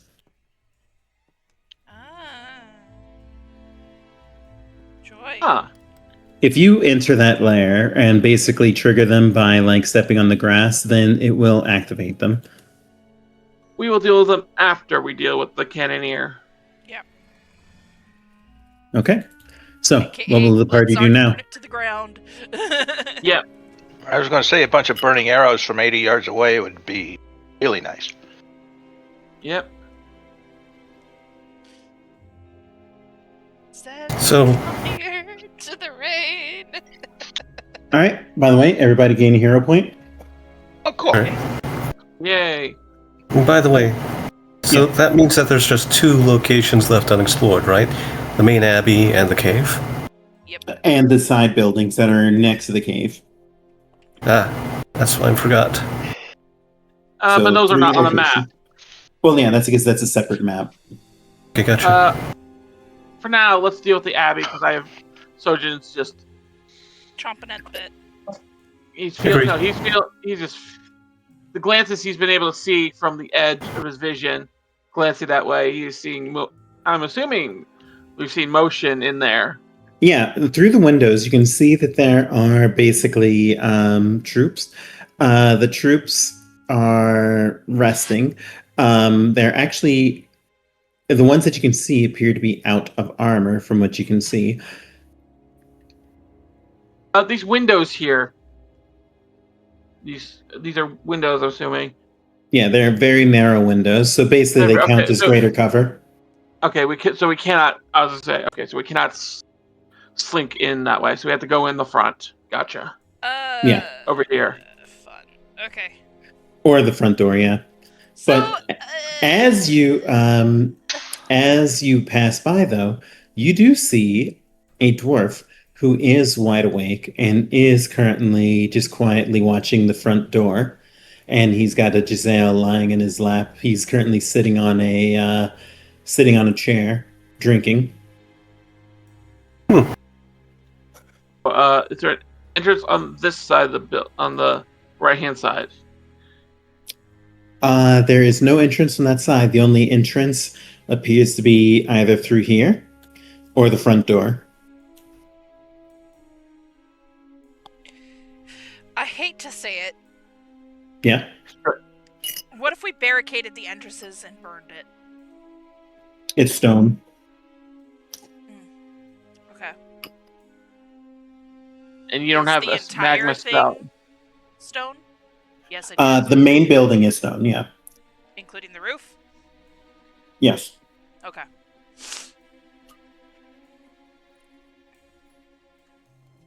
I agree with your suggestion, but we gotta face our fears. Well, okay, Blasty, the reason why I was suggesting that is technically I do have a magma spell.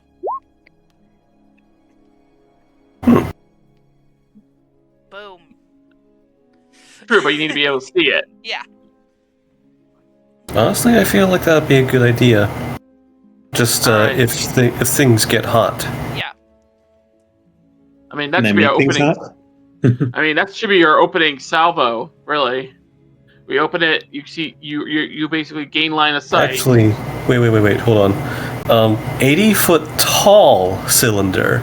Uh-huh. I don't even know if this abbey is 80 feet tall. It is actually 100 feet tall.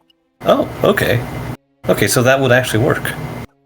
Wait, Interesting. technically, if you go up to one of the windows, you could just drop that inside because you'd be able to see. Yeah. So find me a window Um, that dipshit is in, and I'll target him. Before Okay. you do that, I could, if you're willing to give me 10 minutes, I could lay down a fireball trap. My ring. There we go. Yeah. So you Yeah. lay the fireball trap over here because that's Will the do. quicker door for them to come out. Sorry, give me 1 second. I accidentally got Yef stuck in a wall. Where's Yef? I deleted and redid. Okay. Just like, no. We are not playing this game. As you're walking around, all of a sudden you hear, you see the dwarf stand up and start to kick some of the wardens, motioning towards the door. And then he moves here and begins to climb. Sojin goes now. He points through the one window there. Was I able to Right, get down no. the fireball trap or no? No, he basically spotted the movement outside. So everybody roll initiative. Alright. Zarni's opening move is going to be that volcanic eruption, and I'm going to keep that roll. Where If is that's my okay. initiative? I'll allow it, sure.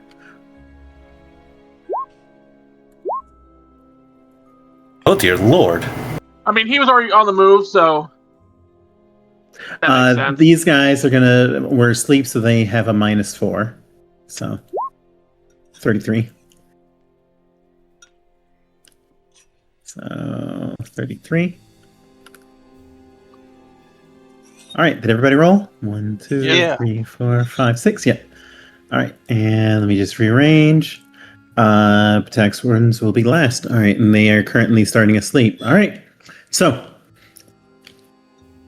for the first, since the cannoneer comes up, now at this point, should I go ahead and have? Do you mind if I have a monologue as he takes his action? Oh yeah, like Sojin is Go for close it. enough to the window to have seen him move to hear a monologue. Yep. Let me just go ahead because I actually have prepared a song for this particular moment. I just need to find it. There it is. So he takes his action, spends 2 turns to basically climb up out of the way. And then as he does so, he calls out,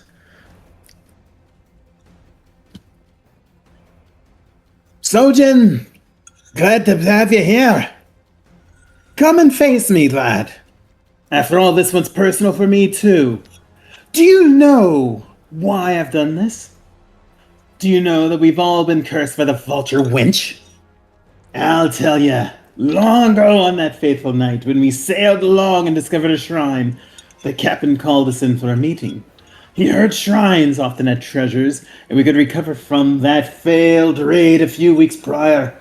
He feared that the men would mutiny. Do you remember? We had that failed raid just the week before. The people were angry, unsettled. And he feared mutiny, the flippin' coward. I do, So you you- twat. You weren't It was there for your the meeting. It was. There were him and hawing about offending a god, but I needed the crew to secure that treasure or die trying. Because you see, it was me all along. It was my fault that the raid failed and that we lost some of the crew, including Skinny Pete McLowry. Do you remember? Yes. How he died to the watch captain? It was my fault, you see. Because now, even if my failure comes to light, it matters not. The captain's dead. Most of the crew are dead. And the doctor is too weak to actually do anything about it. I've outlived my failure. And I've altered the trajectory of your life. Because now you serve a god that does not care about you. With a woman that probably doesn't care about you. Can Zarni Come now and activate fight that me. volcano? Hold on, I'm finishing it. I am an entity beyond all, and there's nothing you can do about it anymore. Come and face me, if you dare. And with that, he's going to hunker down where he is and end his turn. I can climb the wall to get to him, correct? No, there's no upper roof that has... Actually, you could, but you'll have to climb up a considerable distance and then climb into the upper level. Okay, So you he's could inside. if you want to. Okay, so he's inside. Okay, I'm just making sure. Yeah, he's inside, and he climbed up to somewhere. So you may yeah, not see. no, he might not survive what's about to happen.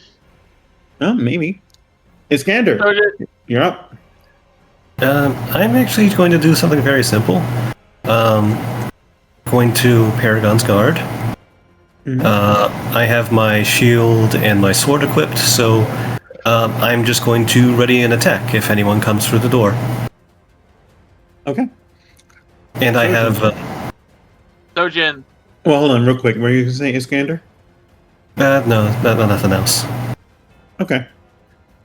Sojin is going to take a pot shot with his crossbow at the one guard he can see through the window here. Okay. So, you can make your roll. 41, even with the greater cover, because you're firing through a narrow arrow slot, you are able to hit. So now, thankfully, because he's unarmored, that's going to be a crit for 35 damage. 40. Oh, you're right, 40. My bad. And on a crit,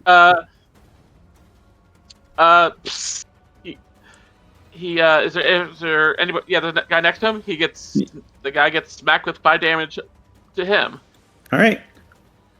That's my first. Yeah, it says up to 2 people or 2 other creatures. Yeah, but nobody else is within range. Okay. I reload. That's an action, and I fire again. Should impart it? Go for it. Same target.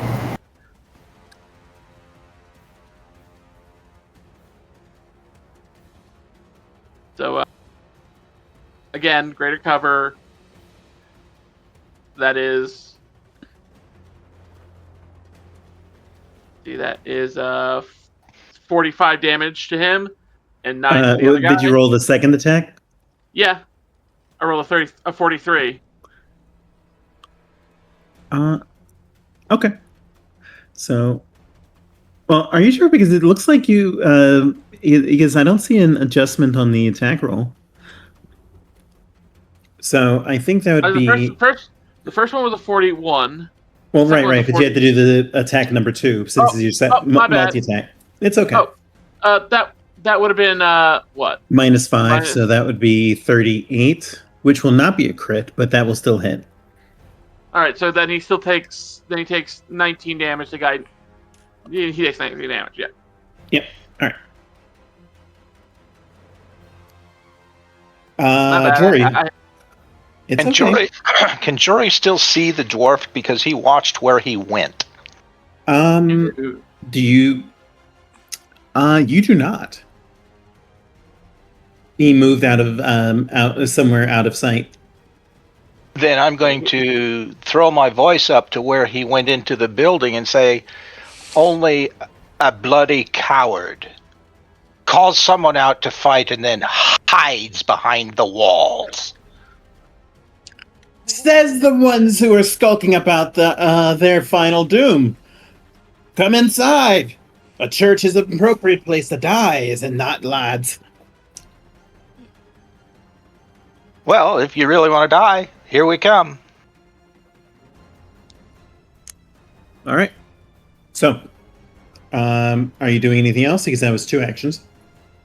I'm going to move around to the doors. Or is there a door right here? There's 2 doors here, and then a door down here.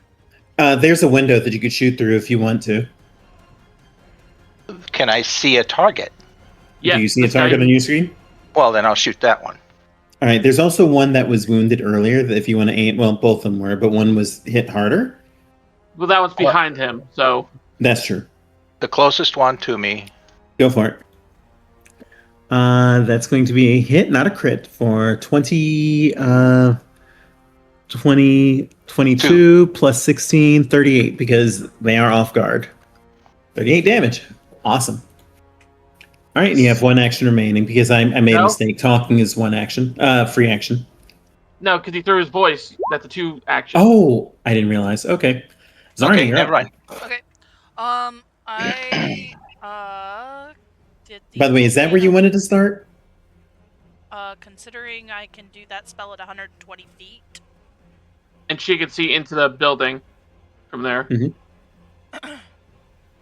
So yeah, she takes aim at the dude and casts volcanic eruption. Which guy? Because you don't see the dwarf since he's out of view. I mean, it's like, if you just put the volcano in the center of the room, I'm sure it'll hit everyone. Yeah.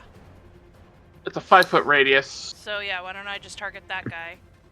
So what's the radius? 5 foot? No. 5-foot radius, 80-foot tall cylinder. Well, yeah, but the radius matters. Yeah. So if I target right about there... Okay. So go ahead and cast a spell. I already did a while back, but I can do it again. What was the same? 46, and then... All right, so this is reflex 32.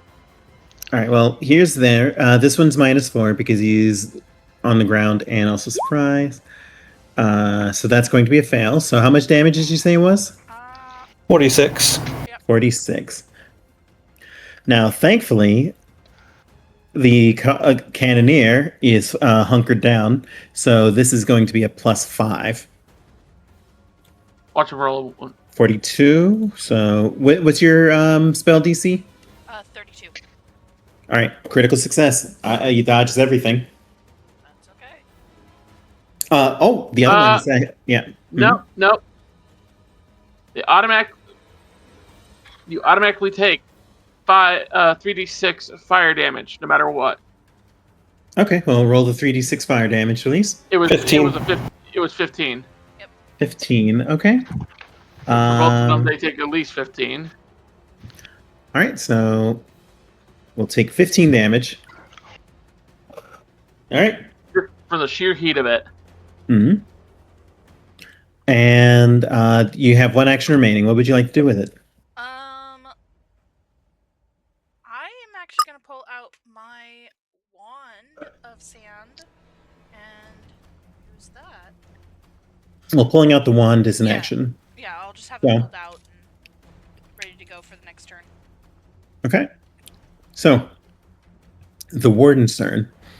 So the wardens are going to stand up, grab their weapons, and let's see, what is their movement? I believe it's 25. Where is it? Yep, 25. So this one is going to move here. He's not pulling out his weapon so that he can open the door. This one is going to move here. This one is moving here. And this one is moving here. And that's going to be in their turn. At the top, the cannoneer is going to use an action to basically lower himself, and he basically hangs off the edge of a high landing point, so that so basically, like, he pops back into view. And he's got the Giselle, and since Sojin is the one that is right in his sight, he's going to fire. You do have lower cover since you didn't take cover behind the wall, so your armor class is raised by 2. 43? I'm going to use... so... Yeah, that's going to hit. All right, But, but with flashy dodge, that brings me up to 40 to 40. So I only take 19. Well, it would have only been 19 damage anyway, so you don't have to worry about that. So you take 19 damage. That gains me panache. Mm-hmm. And then he's going to pull himself back up and get back into a hunkered position. So, boom. By the way, that entire area is now a 10-foot status. How long does that last? And what's the spell called again? It is. I just re-rolled it for you. Volcanic eruption. Okay, I just need to see volcanic eruption. How long does that last? Additionally, those within automatically from the. Oh no, it does. It doesn't look like it stays. No, but the one who got hit has a 10-foot status penalty. Yeah. Oh, okay, so then let me move him back a few. Yeah. There you go. Yeah, he's got to work on. All normal terrain is difficult terrain to flying creature. So they're good on that. Mm-hmm. Iskander, you're up, by the way. Okay. I'm actually going to take a step back. Can I see the dwarf or the cannoneer from here? Not from your vantage point. He seems to be considerably too high for that vantage point of the window.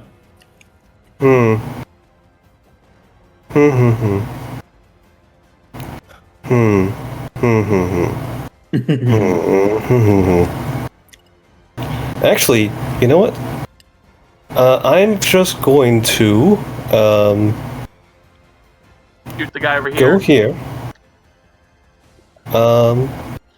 And end my turn, because Iskander's basically just keeping an eye out for him right Okay. now.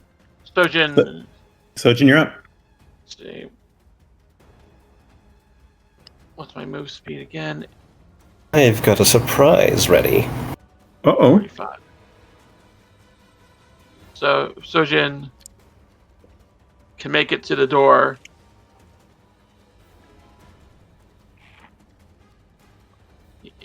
He kicks in the door. Okay. What's your class DC? 32. All right, so I don't get knocked over, but I will take 1d6 bludgeoning as you kick the door into his face. And then Somebody roll a actually, d6, please. I was gonna say, could I have done that as a boarding assault? Sure, I'll allow it.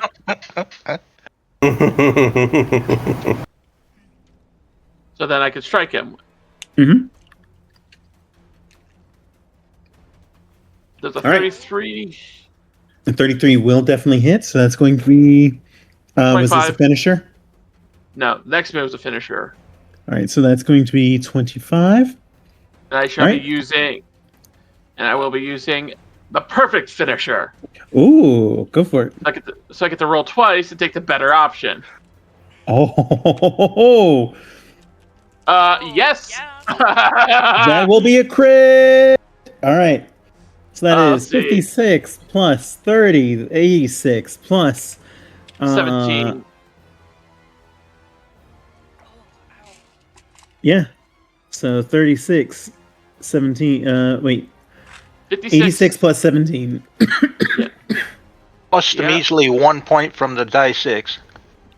Yeah. Well, So yeah, that was so a good hit. So it's like, kicks the door down, stabs again. All right. He is And that's it. the Pitaxian Warden is unarmored and is starting to bleed heavily from your wound. And Jory, you're up. I'm going to whistle for Arf to follow me. I'm going to step into this doorway right here and shoot the bad guy. Go for it.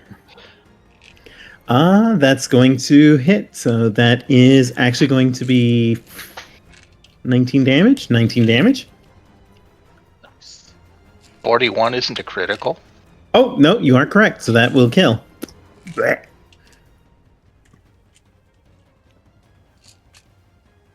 It's 2 actions. I'm going to... Well, I guess I could move farther in, but I'll move over to here. Okay. So this That totals Arf's movement for the turn, though, Mhm. because he was supposed to follow. all right. So you run past the corpse, dodging that guy. Yep. Zarni, you're up. Okay. Let me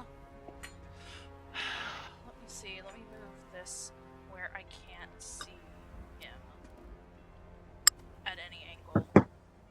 Okay. So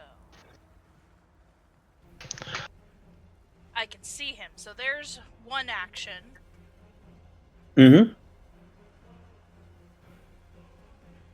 You know what? 2 action. What are you doing, Jory? I'm Within range. measuring distance. Oh, he is within Okay. range. Hell yeah. Uh-oh. Uh-oh. He's gonna get pinged. 38 for the attack. 9 plus 3 is 12. 17. Plus- And then second attack. Not as good, but that's okay. Oof. All right, the first one, well, actually, yeah, it does barely hit because he does have light cover since he didn't hunker down last turn. So you deal 9 damage to him. Is it a No. bonus damage? No, I'm 17. sorry. That's 17 damage. Yep. Second one does miss, though. Yep. All right. Now it is the warden's turn.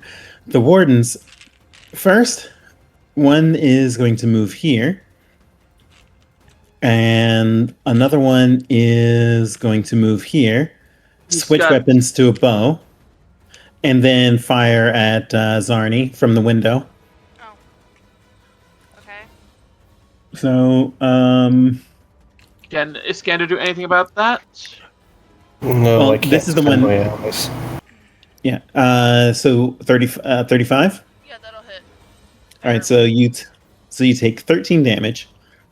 The other one, the warden is going to try to grab Sojin and shove him into the room. Wait, actually, he moved. Right. This guy. Yeah. He just moved straight across. 6.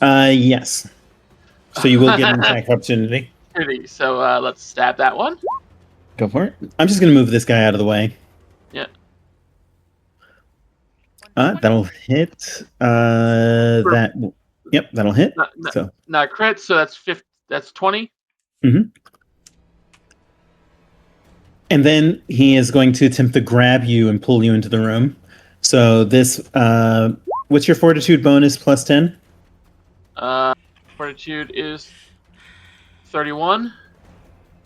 So that's the plus 10, right? Yeah. All right, so you get pulled in.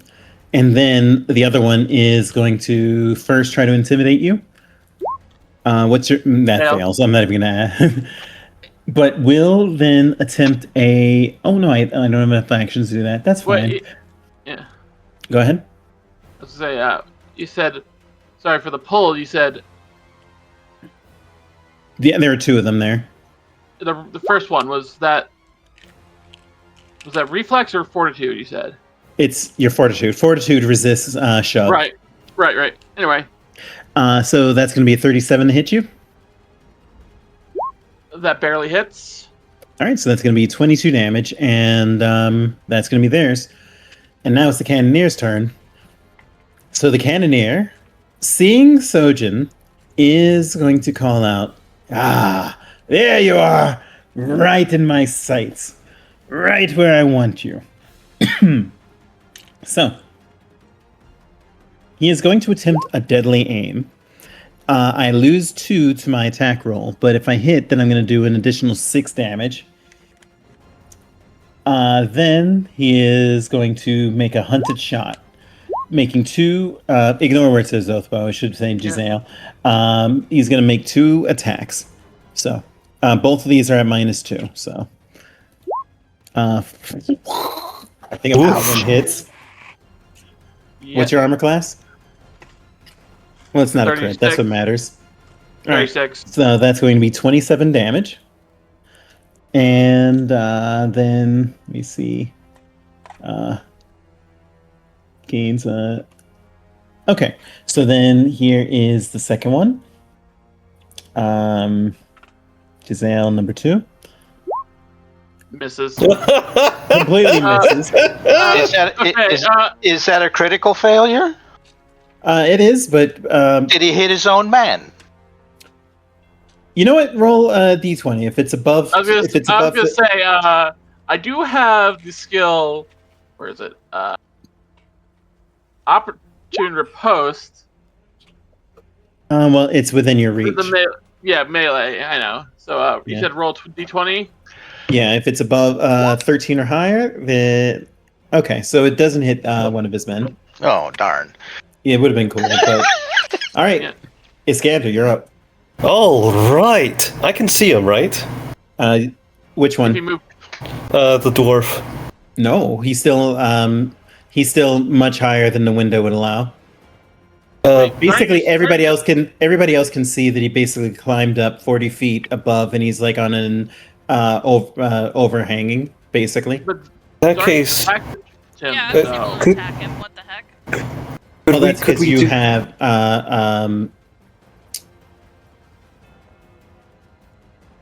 Basically, I'm asking. I'm asking. Hold on, please. Hold on. Okay. So the spell that you used was it a direct target? It was my slingshot Okay. You know what? That shouldn't have happened, but I'm just gonna go ahead and allow it. So yeah, you. Oh shoot. Yeah, you can go ahead and attack. Well, I wasn't going to necessarily attack him. I was just gonna ask. Is it possible that like they could communicate to me where exactly he is, like with a free action, or no? I mean, They would have to take an action to point out. Yeah. Would it work if it was like on my turn if I used one of my actions to do that? Well, what are you trying to do? Just like figuring out where he is. You can make a perception. I mean, actually, I'm gonna say that Zarni pointed out, so you know. In that case, translocate. 2 actions, and I'm right behind him. Oh! kick him down! Kick him down! That is exactly the plan. So, here you go. Let me just put you on the correct layer. Boom, you're on the foreground. Now, I know you can't access the foreground layer, so when you want to move, just tell me where. Will do. All right. I'm trying to shrug him off. Oh, okay. Oh, also, Yeah. by the way, part of translocate is that I get concealment from, if I recall correctly. Hold on, let me just. It's part of the cloak that I've got. Well, it's actually going to work. So you shove him off, and he is going to get an opportunity to try to catch the The edge. the edge.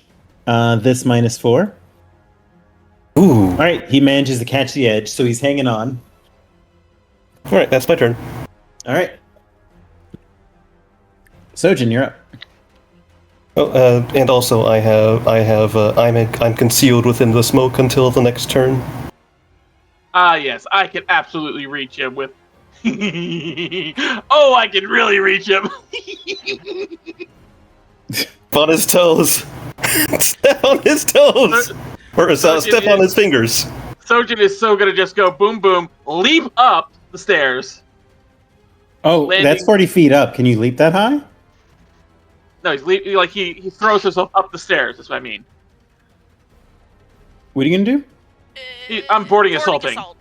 Oh, okay, oh, yeah, and there are I chandeliers moved- and things you can. Yeah, okay, go for it. I literally just like leap, swing up, jump across, monkey my way across the room, land Roger. where he was standing. Well, real quick, the Pitax wardens do have reactive strikes, so they will strike at you as you fly away.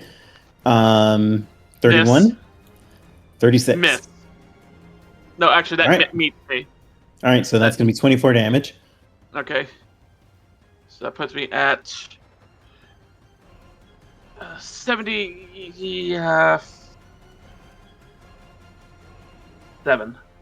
Yep. So, Alright, so- would you mind moving me up? Move me up there. Yeah, I got you. So, where are you And my right now? attack, Wait, where are you?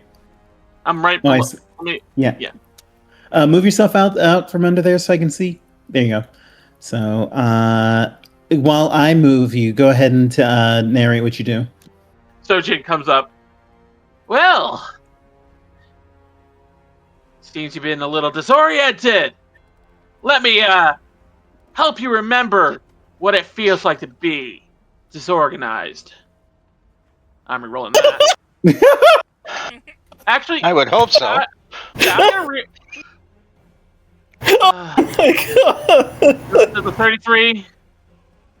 Because he is off guard, you have that will hit with all the bonuses you get, so that'll be 18 plus 5, so 5. 23 damage. All right, then and Did you stab his hand? Yes, I did.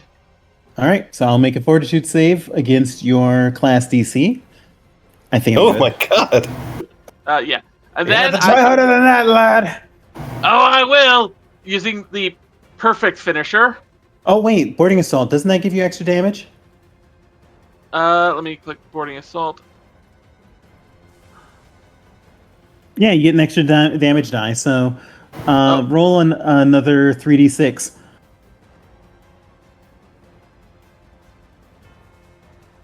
All right, That's 7. 7. Yep, go for it. All right, so I did my secondary. I used the perfect finisher. 36 will hit. Third. Well, you didn't roll 36 for the. Oh yeah.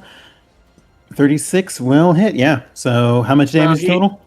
19 plus 21 is 40. 40. Stabbing his hands again. All right.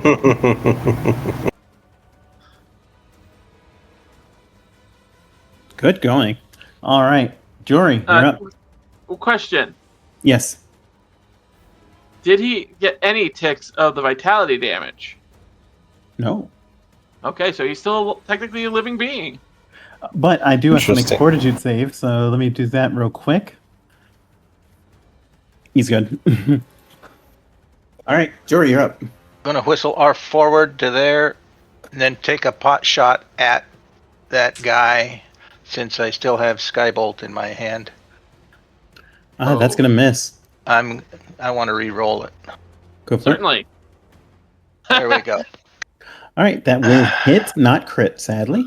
So that's going to be 14 plus 15 plus 13, so 28 damage because he is off guard. So the sneak attack does work. And I have one left. Do that one. All right, that will miss. Flanking, by the way. Well, it's not flanking since you're way far away. Oh. Well, actually, no, because he is off guard. That is going to hit. So that's going to be 19 plus 4, 3 plus 9, 32. Okay. It's my 3. All right. Zarni, you're up. Okay. I'm gonna just target the guy that's in front of me and Moonlight Burst. Let's see if his reflexes are. Oh wait, his reflexes are hurting because he's still encased in lava.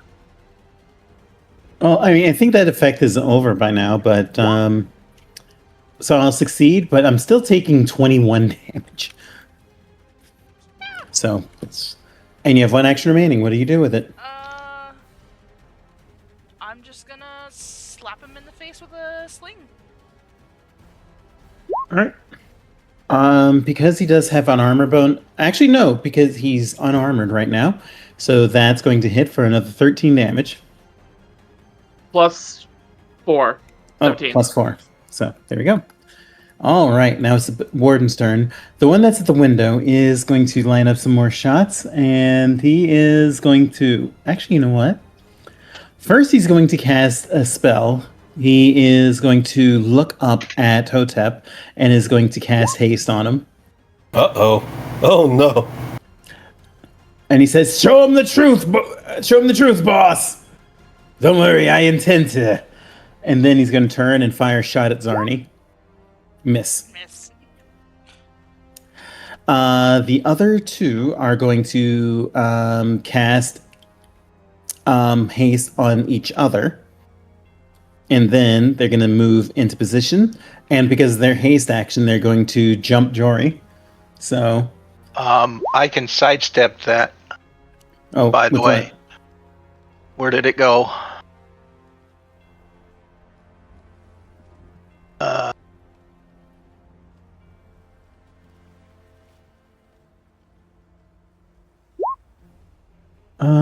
Let's see. When you roll a success... well, no, that doesn't allow you to shift. That's just if you're making reflex saves. Okay. Yeah. Okay. Okay. I thought it did. No, it's all good. I think a 37 will hit you, so that's going to be 20 damage. And the last one is going to attack you and misses. You said 21? 20 damage. 20. Just 20. All right. Okay. And now, on his turn, Commander Hotep, Cannoneer Hotep, suddenly you see that his body is shifting and morphing. And he says, remember what I said, lad? This is him monologuing again. Remember what I said, lad? I am guaranteed life. Slay me. and I will become a devil of hell. If I live and take you all down, then I shall be elevated in hell's hierarchy. And with that,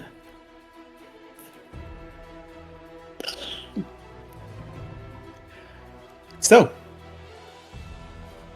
you can, let's see.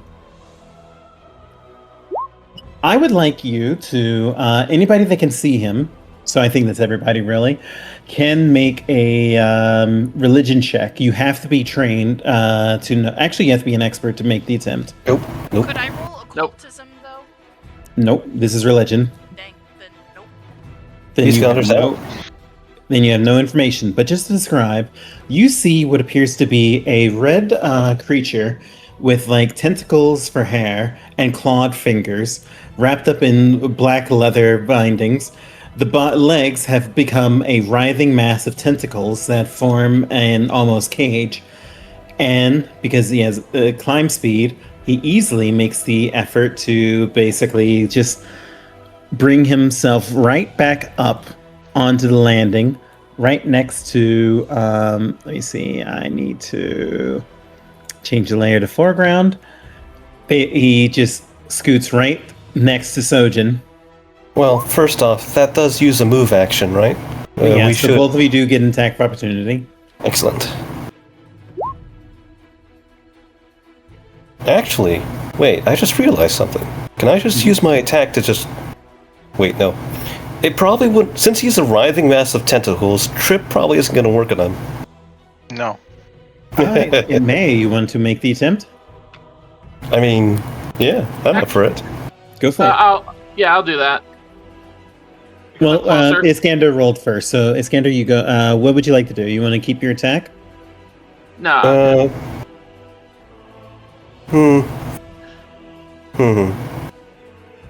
Oh, interesting. So I actually get to add my weapon bonus to this athletics roll. So I'm going to do that. And that's plus, what is it? Plus 2? Yep, so 34 will miss. Oh, okay. No, that's it. Like it. All right, Trip, go for it. Let's see, athletics. Actually, mind if I re-roll that? Yes, Yeah, you go. may. Alright. Oh, 44. Okay. So, we're going to start with yours before we do whatever Sojin wants to do. So, Yeah. as you reach out, you do manage to trip, but instead of falling down, you see that now the Hotep is basically dangling from the side as the tentacles have grabbed hold on the landing. And then, Commander Hotep, you suddenly see a group of tentacles attempt to reach out and grab at you. And by the way, the ability that he used was, "Let the devil out!" But basically, he's using his reaction to use a reflexive grab. So Oh. this is going to be athletics against your... that changes which one I'm going to do. I yeah, ain't so, going to well, do let me opportunity- resolve go ahead. this first. Let me resolve this first. So, and critically failed. So you are not grabbed. So that means I get to do then opportunity riposte triggers because he fumbled. Yep. Uh, Wait, is it Yep. an enemy advantage within, against you? It wasn't against you. Oh, he was trying to grapple me? Yeah, Huh. since you attacked first. So Funny. what are you gonna do, Sojin? Oh, then I'm just gonna react to strike. All right, make your attack. Actually, yeah. Oh, All right, so that is going to be a crit. Actually, no, it will not be a crit. So Really? that's going to In this Oh, form, he has higher abilities. Basically, he's not affected when he's hanging off of things, so he's not off guard. Basically, so Alright, that's still that's still a lot of damage, though. That's 23. 23. Yep. All right. Now, on his turn, he is then going to tentacle slap Sojin. Miss. 34. All right, that'll be a miss. Then Now I he- get no wait. Now, Yeah. now I'd be able to. Well, is that a That was a reaction. yeah? You either make You only he get didn't one critically reaction per fail. turn. He didn't critically fail against you. Yeah, you're right. You're right. Then he's going to attempt another one, targeting Sojin. Miss. Oh well. All right. And then you will regenerate for 30. Oh boy. All right, Iskander, you're up. I think it's time for a little bit of slip and sizzle. Mm-hmm. Let's see. Where is that? Where is that? There we go.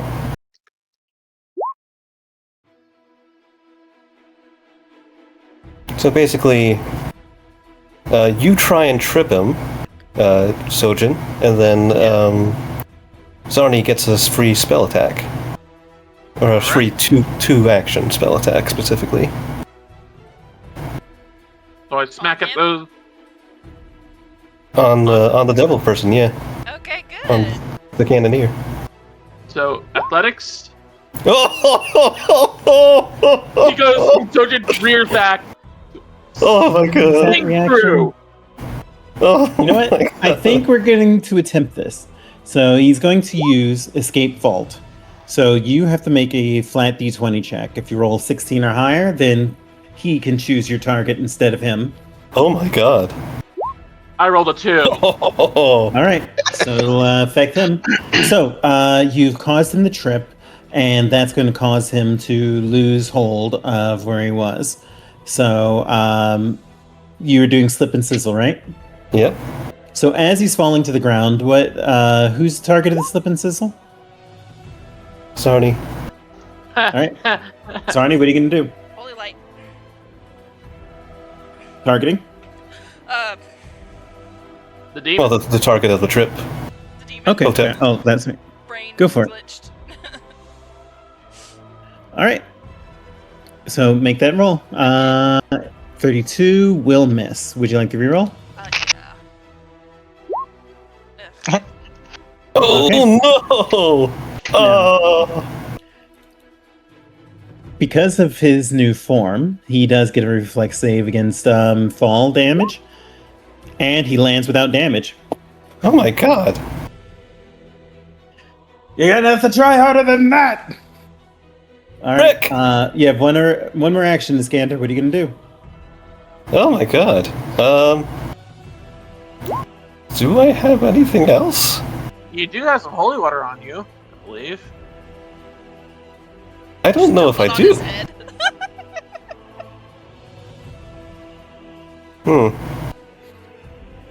Yeah, I don't know if I can do anything at this turn. Well, you'd have to, and also she would have to pull out the holy water. True. Yeah. You could move to get to the ladder. How far is the fall from here? 40 feet down. And I will take a lot of damage, huh? 20. Well, it also depends on if you roll a reflex save to land well. It's worth it, I think. I'm just going to use my last action to jump down right next to him. Are you going to do a plunging attack? I didn't realize that was a thing. I will absolutely do that if possible. I am rule of cool. But first, give me a reflex save to see how you land. All right, so you are going to land and take half damage, so you take 10 damage, and you're going to be prone. But since you didn't critically fail, you can make an attack at -2. Alright.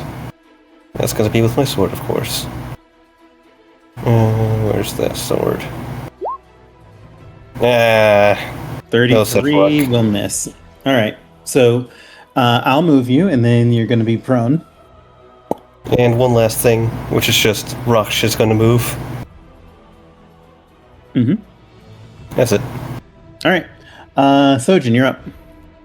Sojin is going to boarding assault, flipping down onto the ground level with ease. If you mind moving me. Oh, yeah. Next to him, right? Here, yep. All right, so And Whirling There you go. Dervish. I'm re-rolling that.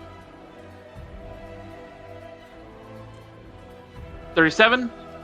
37 will hit. So that's going to be 20 plus. Well, you tell me. 25? Yep. All right. And now, since his turn came up again, he is going to try reflexive dab. All right. Yep. So athletics against your fortitude.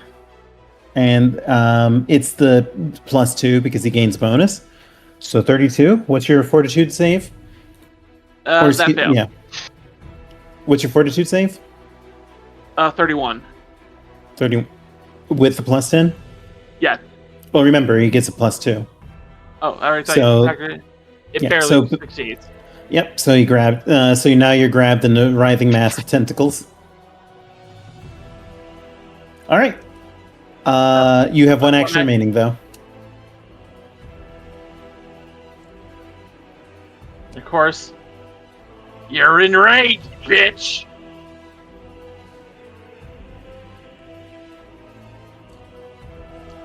Okay, so Okay. I'm assuming the first one. No, I'm doing it as my perfect finisher. Oh yeah, you get to do it twice. So that's going to be a critical. So that's 28 plus Plus 12. plus 12. Actually, that's doubled. So that's 50 damage. Yeah. Nice. I just go in biting.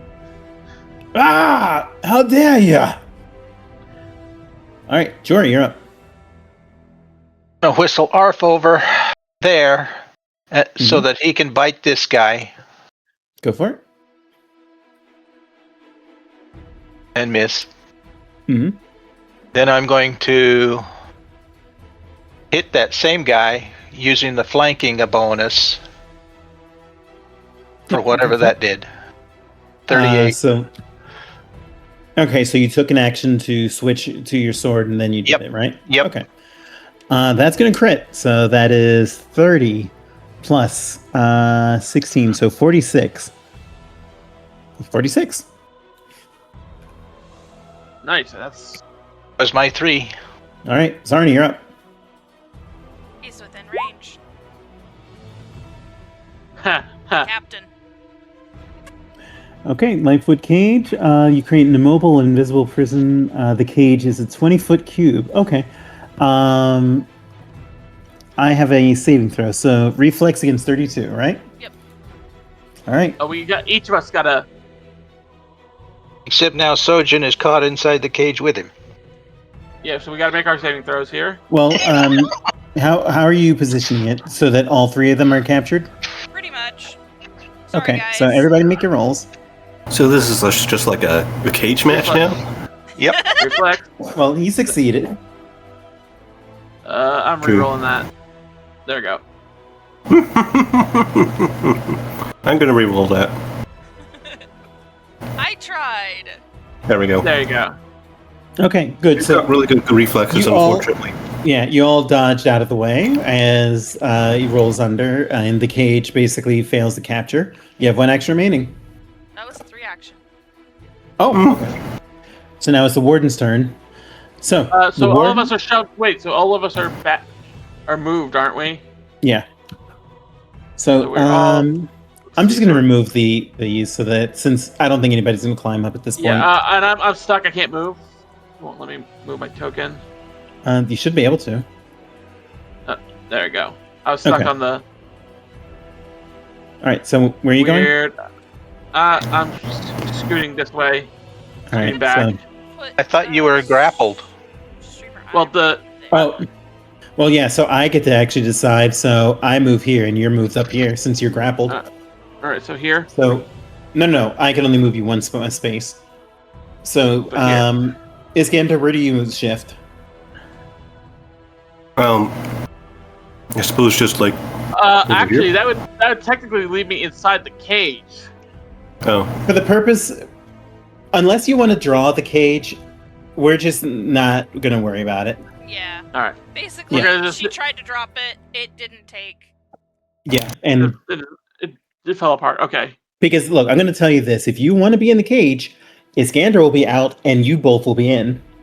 Yeah, no. So, do you want that? We're going to both be in the cage. Yeah. It's your choice. I'll allow No. it. No. No? Okay. It's better All if right. not, because, All right, so now the warden. The warden that's outside is going to attempt to shoot Zarni. So first, 34, I think that misses. Actually, it does hit. All right, so that's 14 damage. 28 damage. Okay, 14. So 42. 42. And a miss. Okay, so this is where my first grade math skills suck. So how much was that again? 42? 42. Mm-hmm. The others are both going to first attempt to intimidate Jory. So, oh wow, their intimidation is actually they're going to attempt to feint Jory. So they both critically succeeded. So basically, that just means you're off guard until the end of their next turn. Although you already were, so that didn't change anything. In case you move. Oh wait, I'm sorry, I was rolling the wrong characters. They do have intimidate, so we're gonna just do that. They're gonna intimidate Jory. What's your will save? Plus 10? Just the number. 33. 33, so Yeah. you are frightened too. So go ahead and give yourself that. How do I add that? I got you. Okay. So that means your armor class is reduced down to 34, and, then they are going to both attempt a power attack. So, if we hit, we deal an extra 2d12 damage. Ouch. Okay, First only one one of them hits, hit, so Yeah. plus 2d12. 2d12. Please be two ones. So 16. So that's going to be 44 damage. All right, and that's it for them. Now it's the Cannoneer's turn. So the Cannoneer is, since you grabbed, is going to take an action to encase you.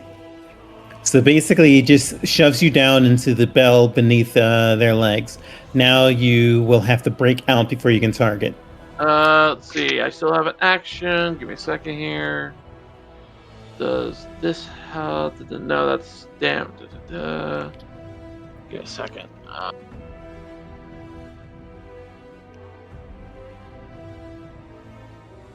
That wouldn't work here. Since you were Yeah, grabbed, no. basically that's an automatic. So basically you're going to have to break out before you can target them. Then he's going to use an attack to claw at you. This is going to be at plus... your armor class is reduced by 4 because you're encased. Yeah, that hits for 22. Yep. And then for the last attack, just going to walk away and take you with...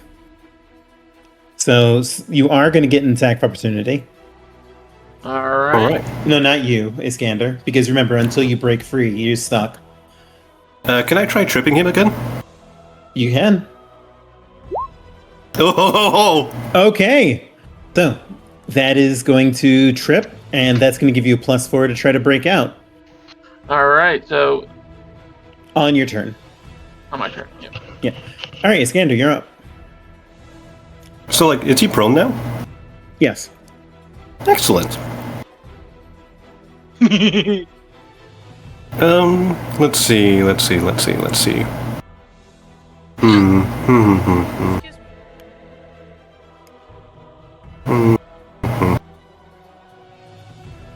There's nothing fancy I can do right now, I don't think. Just smash him. Yeah. Gonna try intimidating him, actually. Or actually, doing a feint. Gonna try doing a feint. Okay, go for it. That will succeed. Critically. So basically, he's going to be off guard until the end of your next turn.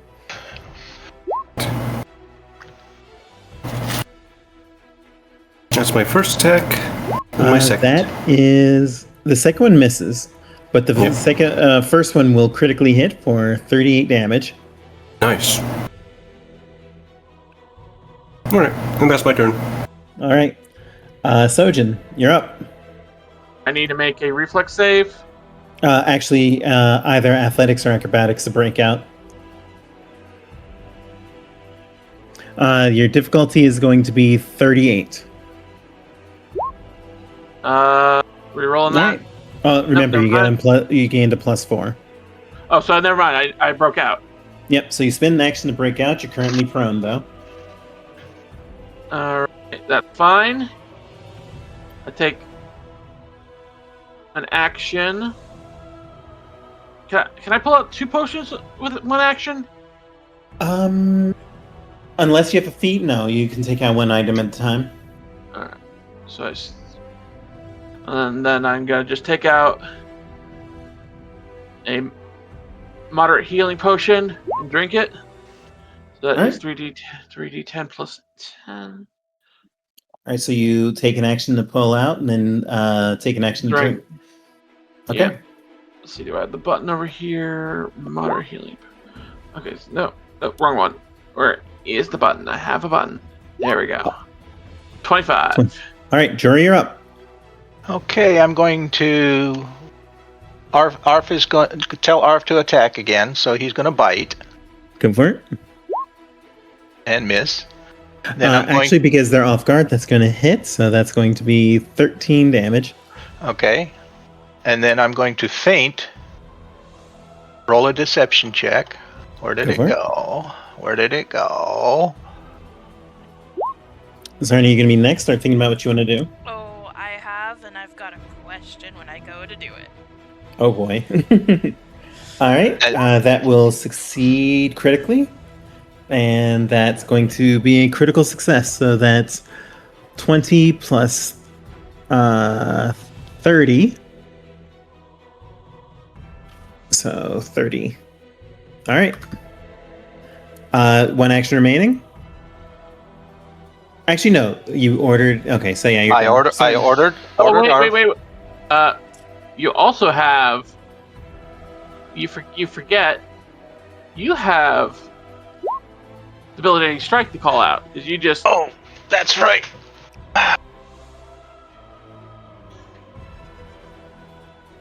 Alright, so which one do you want to do?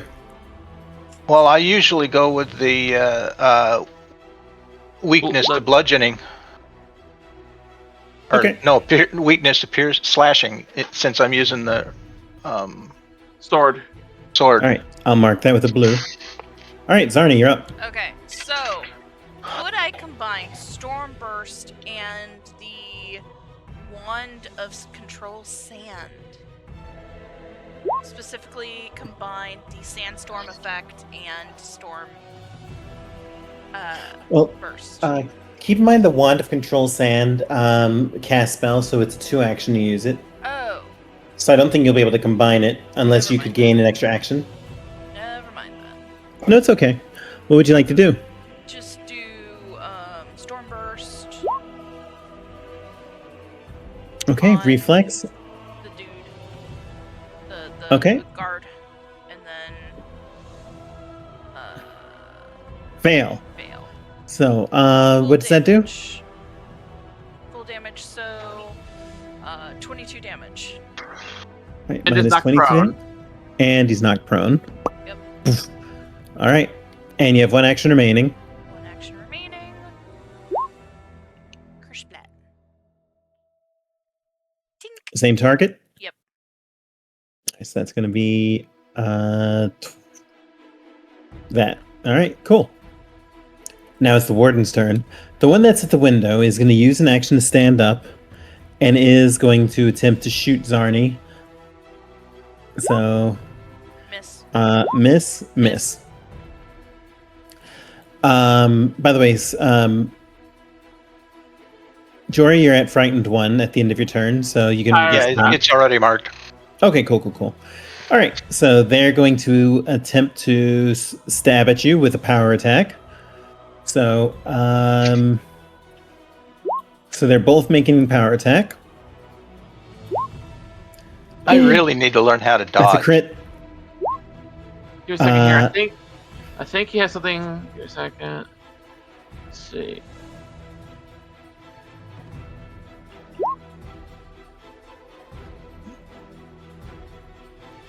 No, it's reaction. Okay. Yeah.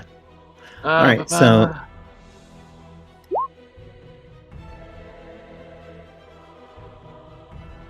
I think you're down. 8 points. That's going to be 62 plus 89 plus 32. So basically, yeah, you're at 0. Yeah, I'm at 0. Mm-hmm. Okay. And then this one is going to move here to jump Arf, and the other one's going to attack Arf. And misses. Does that mean I'm unconscious? Yes. You are. Okay. All right. Now,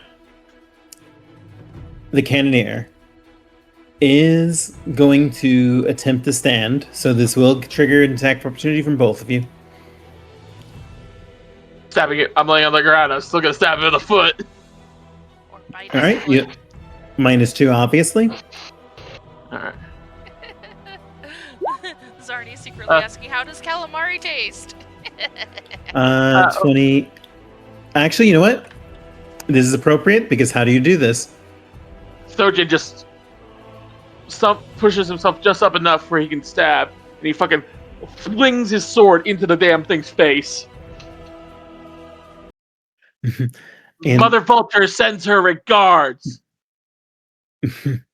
and as you do so, you strike through with the rapier, stabbing into Hotep's side. And as Hotep lies upon the ground, you notice that he begins to laugh as he says, "Excellent! Once my life expires, I will become an agent of Hell's armies, and then I'll be able to haunt you forever." Mother Vulture's got a claim on your soul, you fuck. Mother Vulture. Mother Vulture cannot stand up to Asmodeus. You know this. She has right of first claim, you sick fuck. And he we'll see what follows. happens.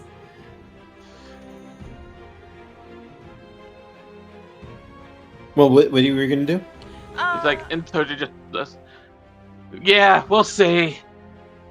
I'll be coming to hell to fight you again anyway. All right, Zarni, you may roll a cult.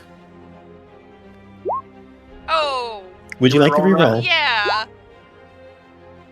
Zarni, you are aware that as Mother Vulture's chosen, and as a witch, you can actually cast his soul and force him into Mother Vulture's embrace. He is correct that Mother Vulture is not stronger than Asmodeus, but you, as her witch, can force the issue. But you are going to have to lay hands and use an action to cast his soul out of the abyss. You have until he expires in 3 turns. Run. Yeah. Iskander, you're up.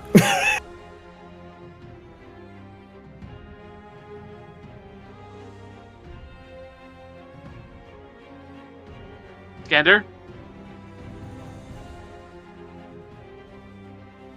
Sorry, I forgot I was muted. Let's see. I think at this point I am going to do first and second turn are both going to be strides. And by the way, is the front door open? Like, can Yes. Rosh... Okay, so Rosh... oh wait, Rosh right. can open that. Oh, the front. I mean, Rosh can force it open. Let's see. Oh, here. Yeah, I suppose that I'll use my action to strike this guy. Rosh will just move forward a little bit. Okay, go for it. I mean, Let's technically, see. he could stand over top of Jory. I don't Well, think not can no, end you a can't do turn. that. Yeah, you can't end a turn on on an ally. You can just move through them. Right. Right, strike.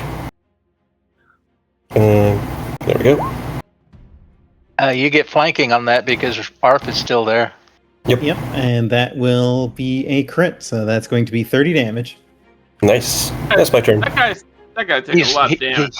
He's weak to slashing, by the way. Oh, No, Even not better. that one. Not that one. The other one. Yeah, it was the other one. Okay. unfortunate. All right. Sojin, you're up. So, question, real quick, so I can plan. Is there only the entrance through the front? No, this right here. Well, Over here, into the past main the front. area, yeah. Unless you can find some way to get through the window. Like if it shifts into a smaller form or teleport. I don't have it. Oh, wait, I can! Oh, yeah? Duh! What do you have?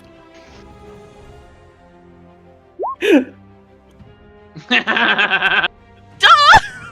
You can turn into a bird and flip on through. Oh, yeah, that's Interesting. right. I forgot! All right. Aren't you good? You got that staff? Yeah! All right. Sojin is going to flippy dip. Why can't I? Why is it not letting me move myself? Did you stick yourself in a wall again? Here. You stuck me in a wall. All right, well, where do you go now? Here, where do you want to go? I want to go over here to this guy. Okay, here, I'll move you. Boom. And that's a boarding assault. Uh-oh.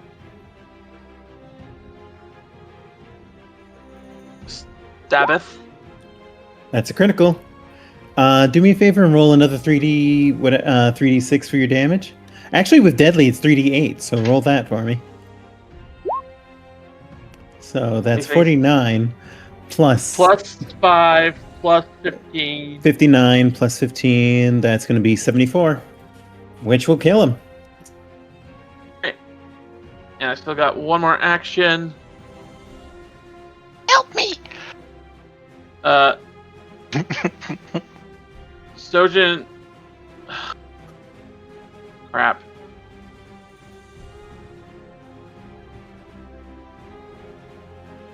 Your next Okay. target is right there. What would you like to do? I have one motion remaining. I'm still stuck. Well, where do you want to go and I can move you? To next to There that you go. guy. All right. And that's that. Jory, you're up. Give me No, I'm not. give me a flat d20 check. Uh-oh. Here it goes.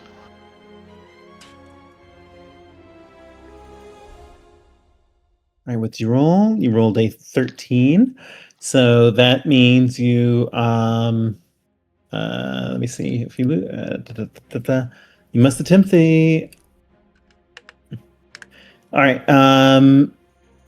your dying value is reduced by 1, so you are no longer dying. You're just at 0, so you don't have to make dying saves anymore. All right. So, Zarni, you're up.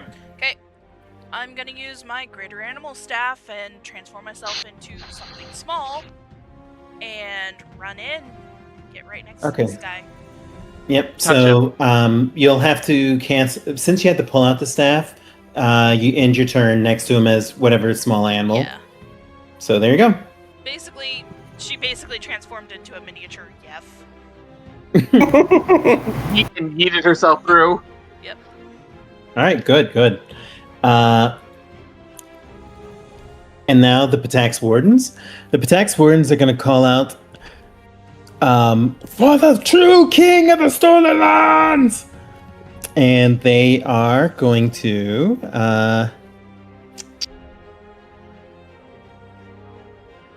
move here. And they are going to focus fire on you, Sojin. So the one that didn't move is going to make an intimidate check targeting you. What's your will save? Plus 10? 31. All right, so that's a critical, so you're at frightened 2. They're both going to make power attacks on you. So, boom, boom. Oh, dear lord. I'm down. Oh, no. Oh, no. Yeah, you're down. So, you're down. And that's it for them. Iskander, you're up. Jesus Christ. This is bad. Iskander's gonna have to order Zarni to finish off the demon, because her reaction, crap. Yeah.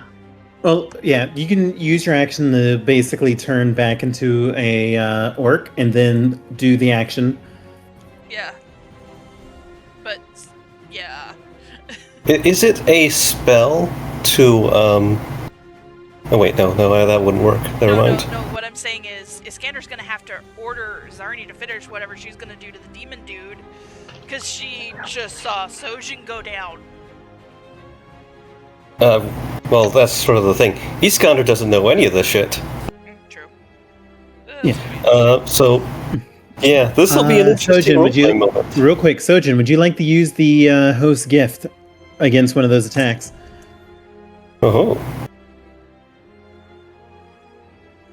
That would leave me, if I convert that crit to a fail. Well, they're both crits, sadly. No, the crit, the bigger it would leave me at 5. Yeah. Yeah. All right. So then. Sojin basically says. Sojin's just like, the Grand Host. I call upon your favor. And the god Shika moves into your being and withdraws the gift from you. So remove it from your sheet and transfers that crit into a failure. So you're standing still at 5 health. So Sojin didn't go down, but Sojin's in a bad way. Yeah. All right. So Iskander, it's still your turn. What would you like to do? Oh dear. What can I do right now? The one right in front of you is surrounded, so... Yeah, that's true. Well, wait, it turned into a failure. It turned into a critical failure, correct? Instead of a Well, okay. The triggering critical failure or the critical failure. Yeah, so basically you take no damage from it. Right. That means I would then be able to. Oh, perfect! It's perfect. Where is it? Oh. Opportunity. Yeah. So go ahead and make your attack.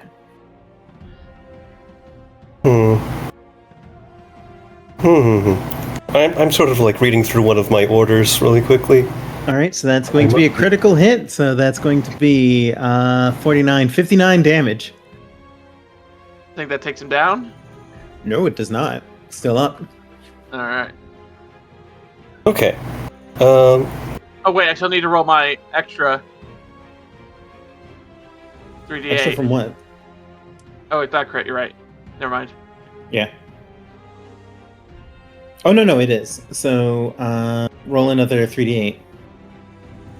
I think. Okay.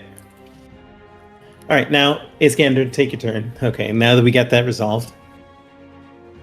I am going to do something a little bit odd.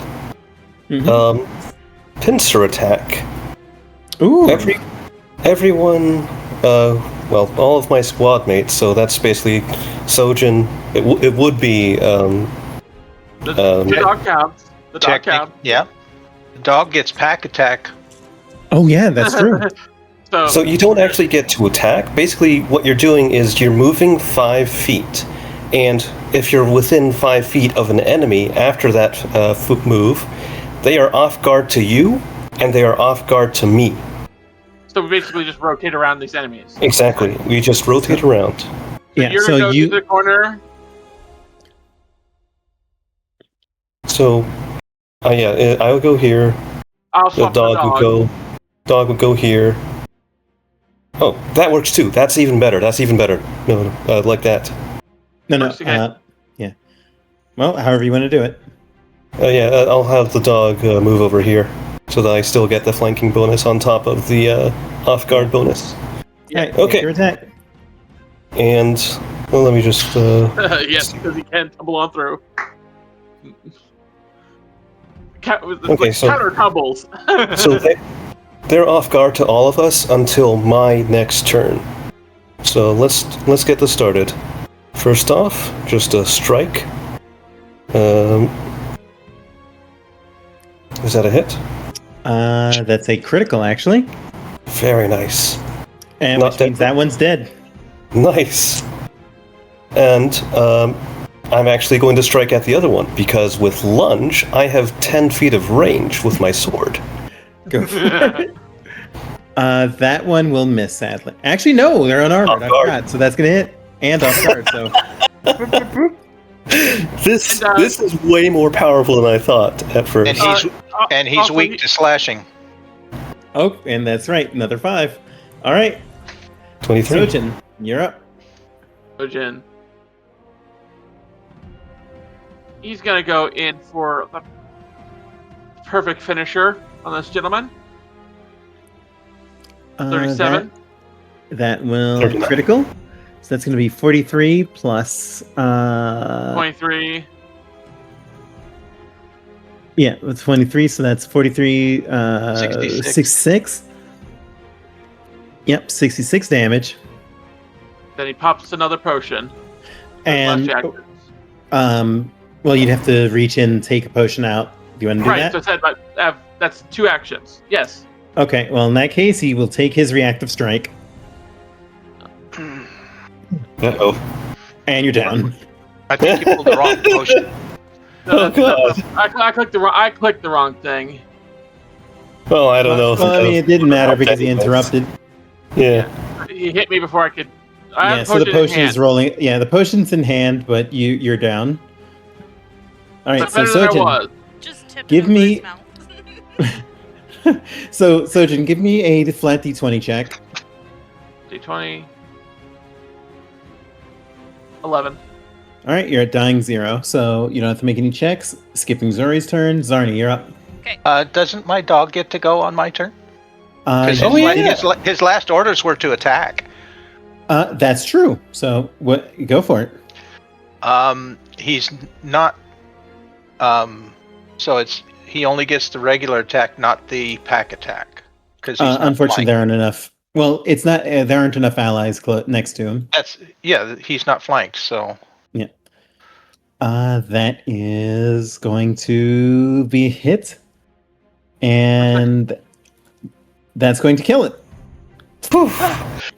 This is way too close. All right, and mind you, you're not even done yet, y'all.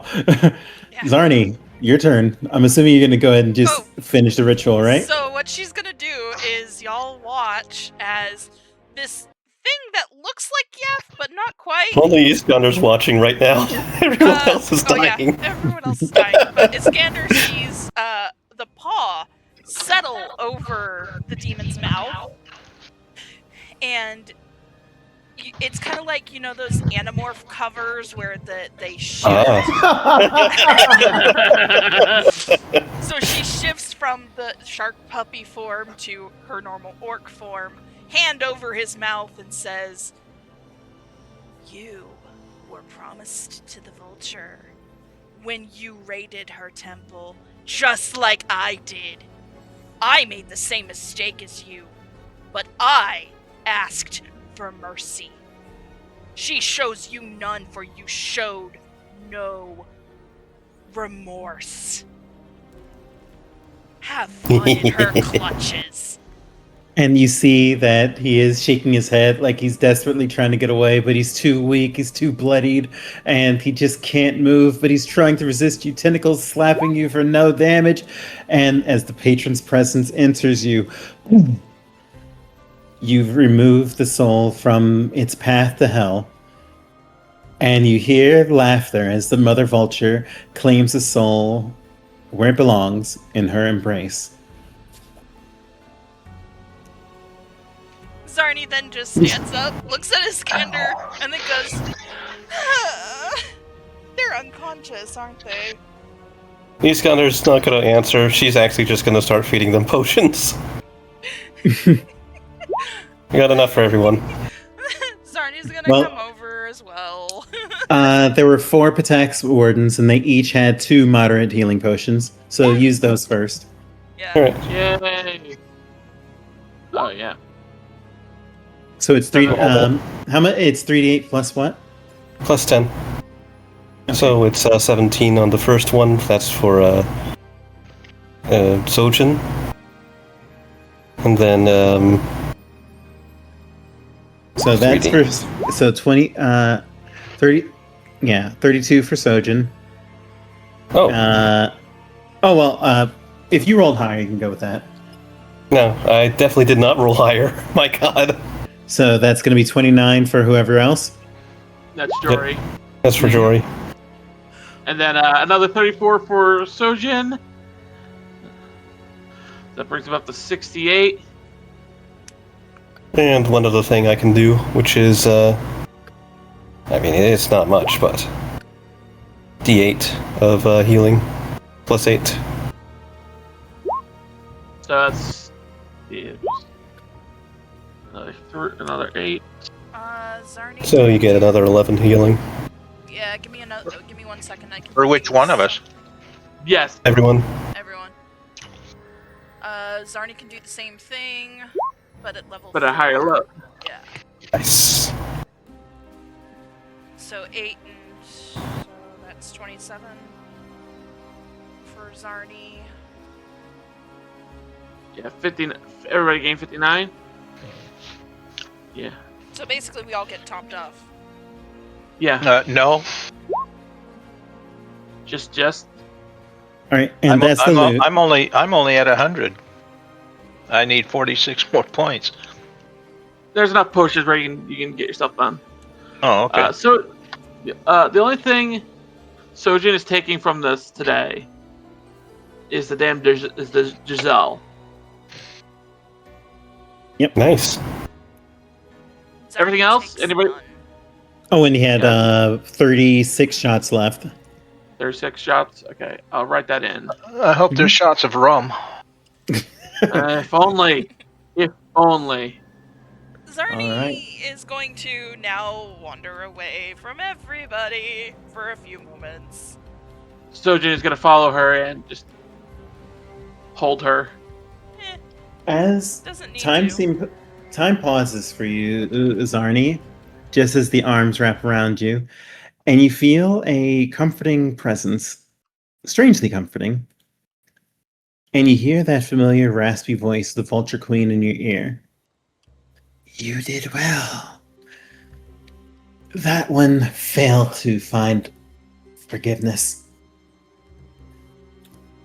All of the criminals, all of the ones that have done me harm have been punished.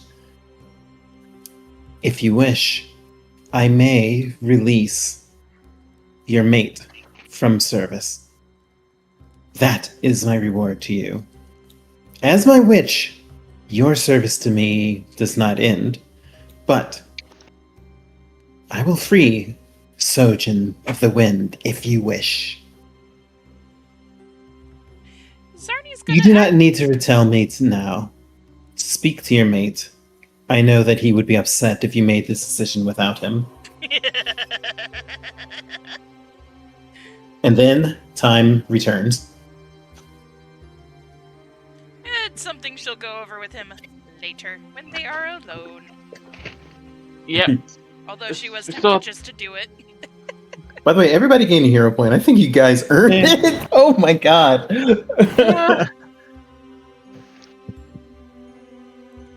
Yeah, Zarni was actually just going to tell the vulture just to do it.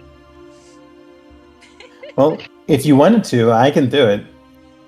You I- don't have to make the choice. You can just do it if you want. I think if those guys hadn't had that power attack, I might have held them off. Yeah, no, that you held your own until that, Yeah, that bullshit. Yeah, that power attack was so nasty. Plus becoming frightened. By the way, remove frightened if you have it. Already because did. obvious, yeah. Yeah, I think Zarni would just tell Mother Vulture to release Sojin. Okay. When time Okay. returns, Sojin, you feel that the familiar presence of Mother Vulture is no longer in the back of your head. Sojin looks at her. You didn't have to do that. I'm still gonna serve her. I'm still yours. This changes nothing. Just I'd like to believe that the obvious response is, yeah, now I don't have to share. That's the subtle response that she's giving by the non-committal. I think I posted his response in Discord. Gonna No. take a look. Gonna take a look. Oh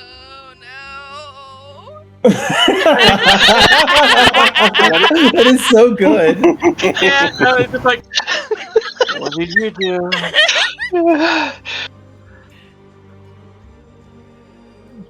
But It's just yeah. like, why? It's like, it doesn't change the fact that he is still hers, and he's Oh, going yeah. to serve her until the end of days and beyond.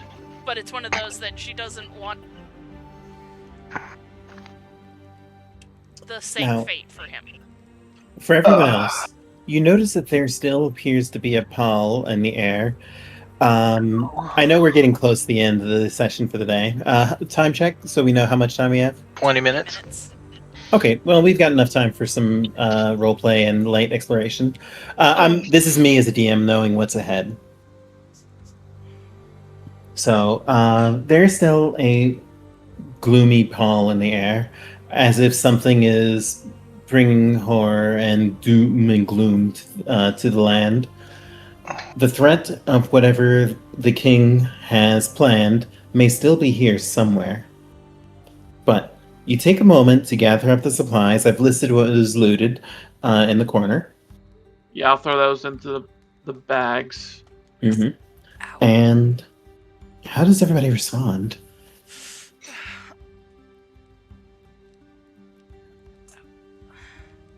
Sojin just looks at them and just, that fucker. He's worse. He was a worse egg than I thought. Congratulations. I'm glad that you're free. I think. Oh, he's Even if free I of am her, free- but not free of me. And no, I'm not free of anything. I will recommit myself to serving my witch. And I want to look for it. it. I want to look and for time- evidence of what's this guy's planning and how he's planning to use it. You mean what the king was planning, or what the king cannoneer? What this whole place was set up to produce and use. Well, you may have to explore further, but since there's 10 minutes of downtime, basically like talk and prepare, you search around and you don't see anything in this main area. It seems that this area here was primarily there just as a staging area for their fight against you. Like, it was a clear ambush, and it was an ambush that worked rather well until it didn't. But there are two stairwells. This stairwell goes up, and it also goes down. This I'll start- stairwell only goes up, and then there are a couple doors that you hadn't explored. I'll start So, up the stairway. which stairway? This one. Okay, so let me just move you. So, boop, and I just need to move you to boop. Wait, did that not work? I don't see any difference. Oh, I see what I did. Boop. There you go. Yeah, basically, when you go upstairs, you find yourself. I have the description here.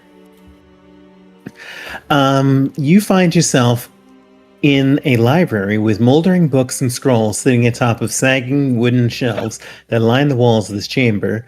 Another stairwell curves up to the floor above. To the south, you notice this wooden double door that hangs open to reveal a small bedroom. So it's open. Would you like to spend the rest of your time to search this area and see what you can find? Yes. Okay. So, Well, first of all, does it look like it's been occupied recently? not recently. No. Okay. So I'll take a glance around. Okay. You find in most of the books are worn beyond age, like water damage and things, so they're like moldy, soggy, and nasty. However, inside of a desk, you find two books that one seems to be barely readable, barely legible, and the other is legible and written in common. That one appears to be a journal with the last entry saying, "The gardener concerns me. He's obsessed with the stars. I bought him a book, but something about his manner upsets me, so I refused to give it to him. He was upset with me and swore revenge, but what's he gonna do? Offer us bad grapes?" The other one is a soggy book that, do you know Aklo? The language Aklo? No. None of us do. Yeah. What was the language again? Aklo. It might, Aklo. I'll take it let me- with me. Let me check something. Yeah. So if you don't know the language, but you do see what appears to be starry imagery inside of the book.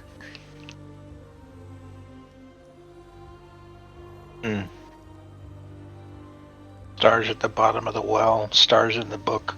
I'll take the book with me. Okay. And All the right. journal. All right. 10 minutes have passed. So, do you want to go back downstairs? No, I'm going to go up the next level. Okay. You head up to the next level and you just find the top of the tower with nothing there. Meanwhile, everyone else, what are you doing? You saw that Jory had gone upstairs 10 minutes ago. Probably should follow. He's just going to quickly just go up to check on him. When she realizes that he's fine, that she's just going to go up to the other set of stairs. Okay. What about the rest of you? Sojin is first going to check the two rooms we hadn't checked. This little side room here, and then the other one with the barrels over here. And Zarni? Zarni is probably going to gather the bodies and burn them.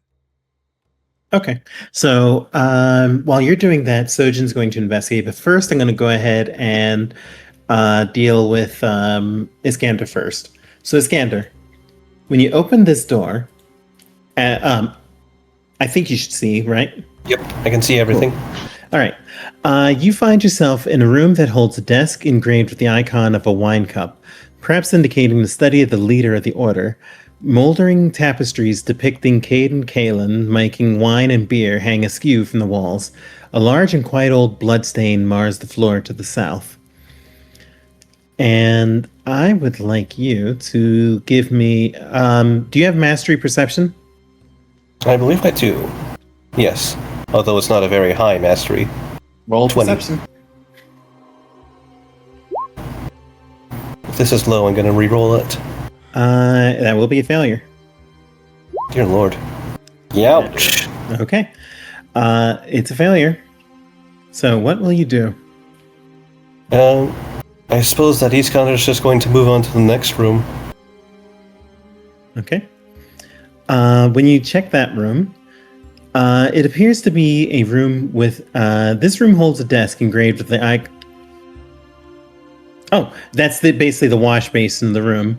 But as you do so, you suddenly hear a horrific voice as calling out to you. "Gardener, why did you do this to me?" And you feel spectral fingers on your throat, slashing across from it. So, but there is no effect quite yet. But the voice seems to be coming from the south. So, I feel the fingers on my throat right now? Yeah, but it doesn't seem to be doing any physical damage. It seems to be faint, but you notice that the voice grew softer once you left that room. Iskander's just going to say, "I am Iskander. I am not who you think I am. Who did this to you?" "You are Amiri, the gardener, the murderer!" "I avenged you. I have murdered the people who murdered you." Give me a diplomacy check. You executed. DC 38. DC 38, so that's going to need even more than my normal. Ah, there we go. It's true. You did. Very well. Welcome, friend of the Abbey. And you have defeated the Cutthroat Haunt before it could activate. Nice. Can I do anything to make sure that your spirit and the spirits of anyone else who was murdered here find rest in the afterlife? You hear a voice call out, "See to it that the gardener is slain. The gardener is obsessed with stars. That may help you if you can find the book." And then the voice dissipates. You are alone once again. Interesting. Did anyone else hear any of this, or is it just me? Just you. You're the only one in the room. Right. As soon as the encounter's over, she's just gonna run downstairs and tell everyone exactly what she saw. All right, but first, going back down to everyone else. So Sojin, which room are you going to? He looked at both, that but one? but first, mostly this one here, the one with the barrels. Okay. A number of hooks extend from the walls of this abandoned vestry. Heaps of ancient cloth are piled on the floor below. Give me a perception check. Okay, second. Get my sheet open again. It's being derpy. Perception 39. Excellent. That's success. You search around and you find hidden amongst the folded clothes and tapestries a hollow space in which sits 3 greater ghost charge bombs, 3 greater healing potions, and 2 panacea potions. That brings us to 4 panaceas. 3 ghost charge bombs, 2 panacea, and 3 greater healing potions. There you go. Zarni, you have taken all the bodies together and have performed last rites, and I'm just going to remove them since you set them to burn. All right, 10 minutes have passed. Jory, where are you going? Are you staying up there? Or are you? Unless there's something else up here for me to look at, I'm going to head back downstairs. Okay, to the main floor? Yeah. Okay, so let me just move you back to that. Boop, there you go. And what do you tell the others? I found a journal referencing a gardener doing evil in the yard, and I found another book I can't read.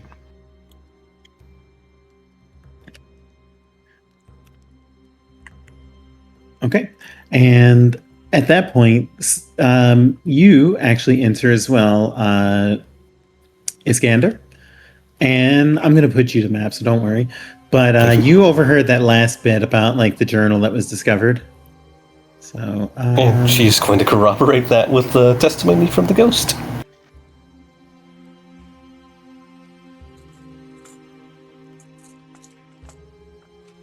Were those just? So were those moderate ghost charge?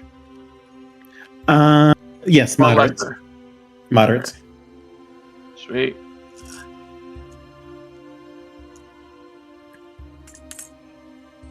So there is still a stairwell leading downstairs, in the stairwell that Jory was in.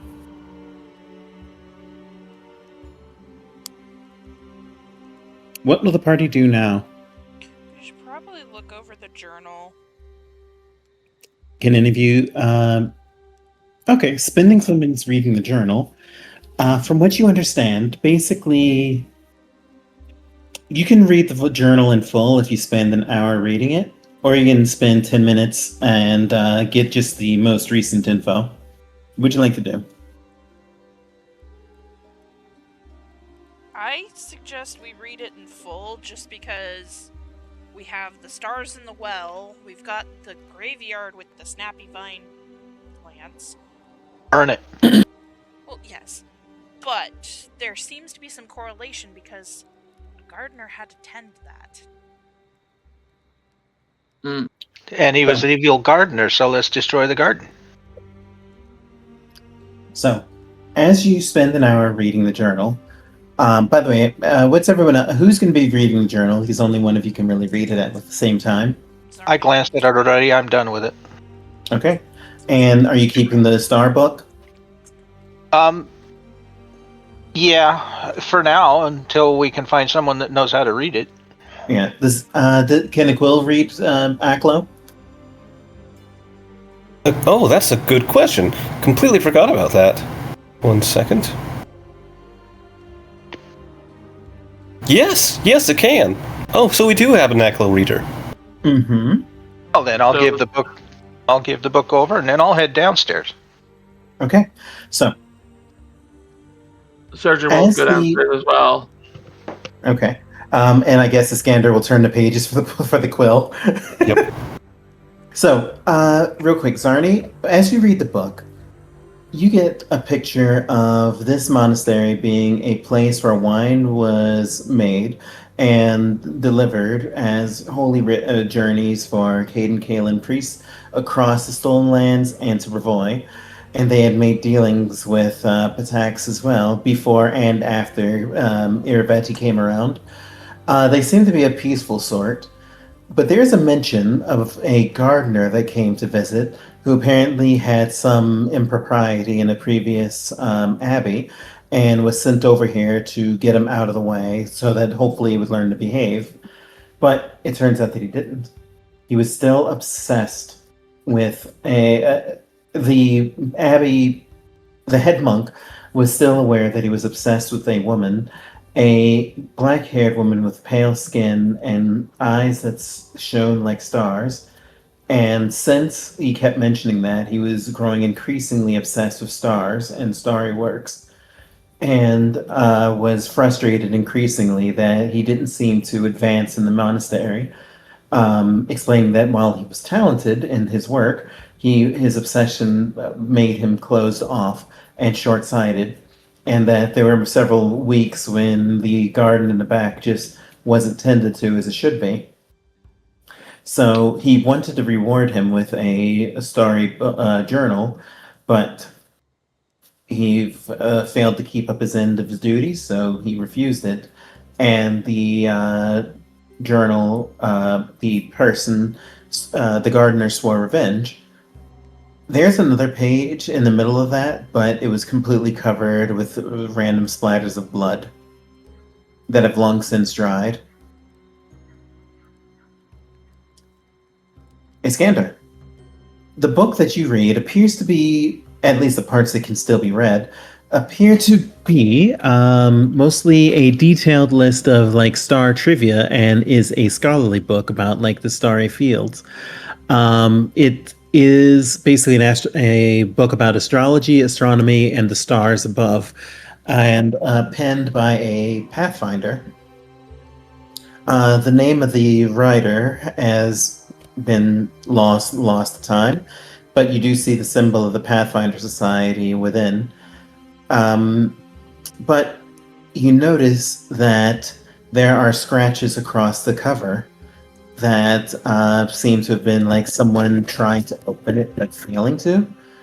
And the insides are largely in good condition, except for parts that have molded over because of like water damage and age. So it seems that somebody wanted to try to read it but couldn't. Interesting. Can I figure out like why that is? Like why someone wouldn't be able to open this book? Give me a religion check. Gonna roll first with my quill to boost that. Yeah. Religion, and then Iskander, religion. There we go. Okay.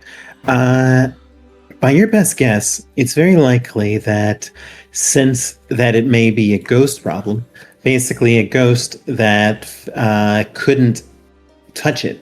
Like that's the source of their obsession, and because of that obsession, the gods have, Pharasma perhaps, punished them by not giving him what he seeks. All right, interesting. Meanwhile, Jory, as you head down to the bottom of the stairs, you're on another map. I'm joining him. So Well, let me describe first, since you were busy.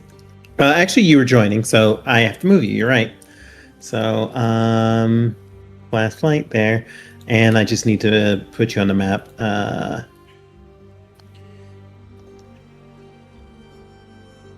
There we go. Boom. Okay, so I think you should both be able to see now, right? yeah. Yep. Okay. So, where was I? I was giving you the description. Here you go. That is... Large clay and stone ovens fill the far wall, and the open room has tables for preparing food and basins for washing. Crocks once filled with knives, long spoons, and other kitchen supplies have spilled their contents onto the countertops, which are covered with a film of dust and debris. You see you see a... is it a door? Yeah, no, you see an open area that leads into a long hallway with several doors on the left and right side of the room, and you see a section over here that leads further in. What do the two of you do? Which way you want to go, Sojin? I say we get everybody else first, but looks like the hallway is probably our safest bet right now. Go ahead. This just looks like halls of closets. Okay, as you go ahead and move yourself in. Couch As to you open head first. inside, give me a perception check if you are master in perception. Yes. Okay, you both succeed. You see a glowing sphere of light come down from the wall, and you hear a churning, glowing sphere of floating blood-red wine drifting and slithering through the air. You can glimpse screaming faces on the inside, and as it gets near, you hear that horrid sound. As the lights of the lost responds to your presence. Now, since you are a master, you are aware that this is a haunt. Haunts can typically be talked down with diplomacy checks, or with religion, or appeased with a religion check. Diplomacy, I guess. All right, DC is 42.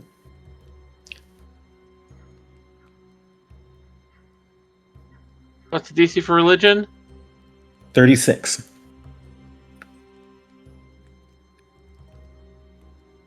I'm not very well trained in either. You could leave.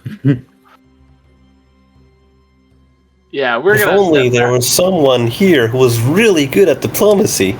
Yeah, Well, we're gonna take the step back and call.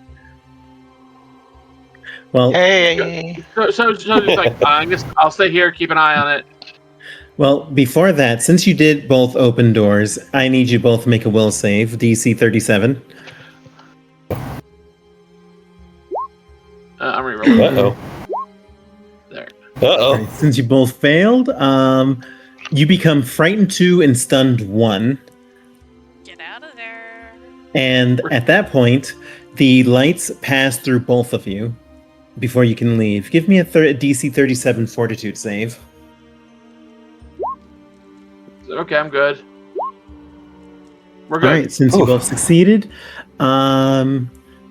you suddenly feel the blood-red wine pass through you, and you feel 17 points of negative damage, of void damage, and you're both sickened 1 as the effects of drunkenness enter you.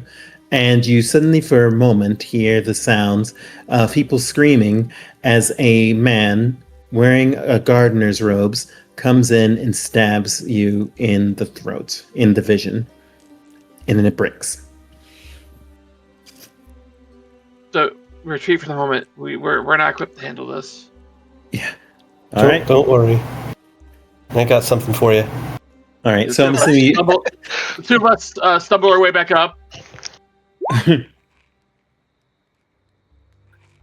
All right, so you stumble your way back up, and then what do you do?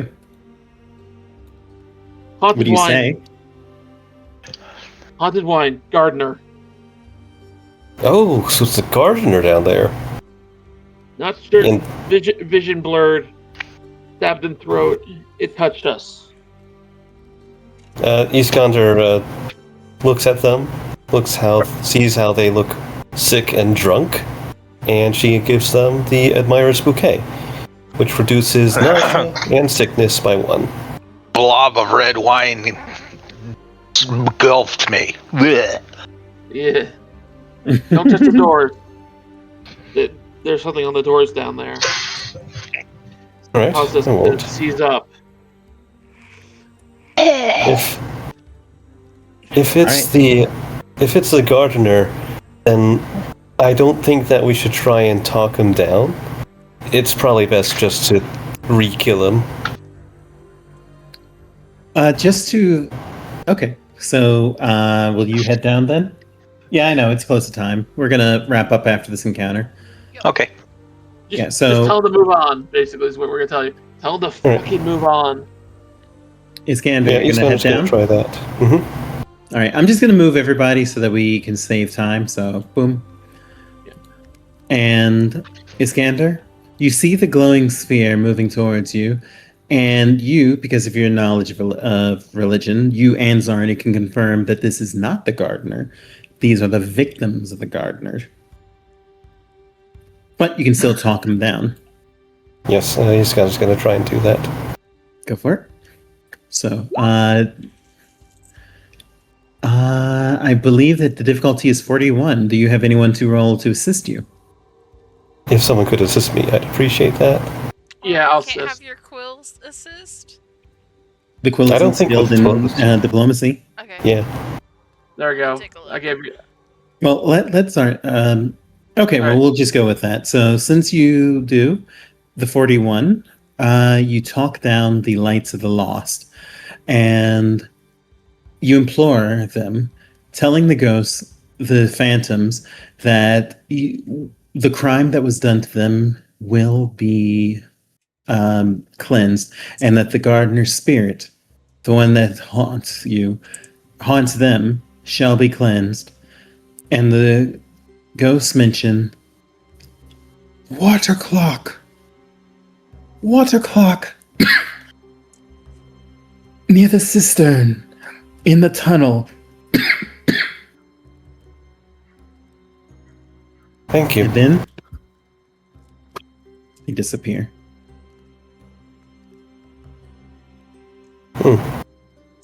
I have a random question. Yeah.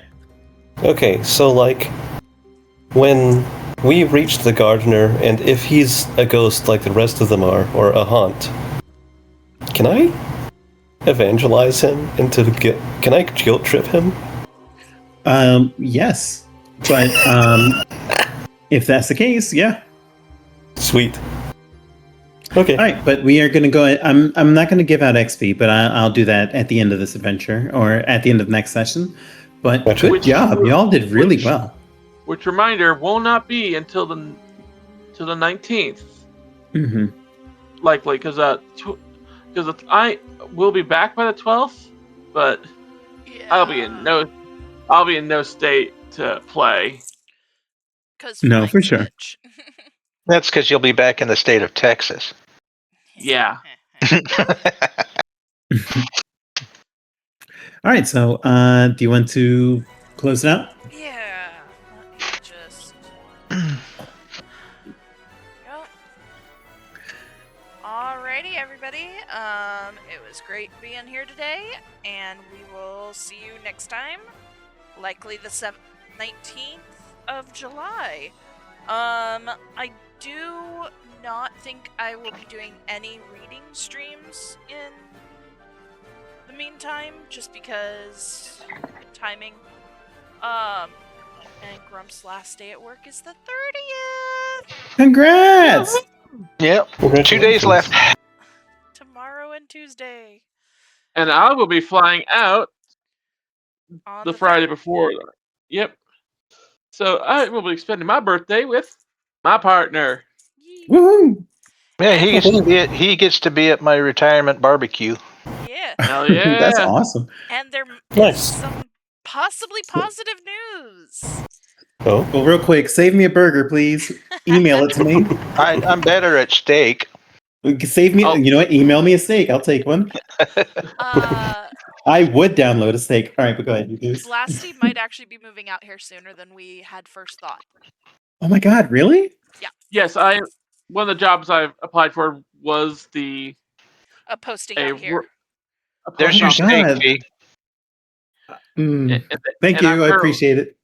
And they are currently in the process of doing the background check. So, woo! good luck. Yeah. I am so happy to hear that. Yeah, if he gets it, his office is 4 blocks away.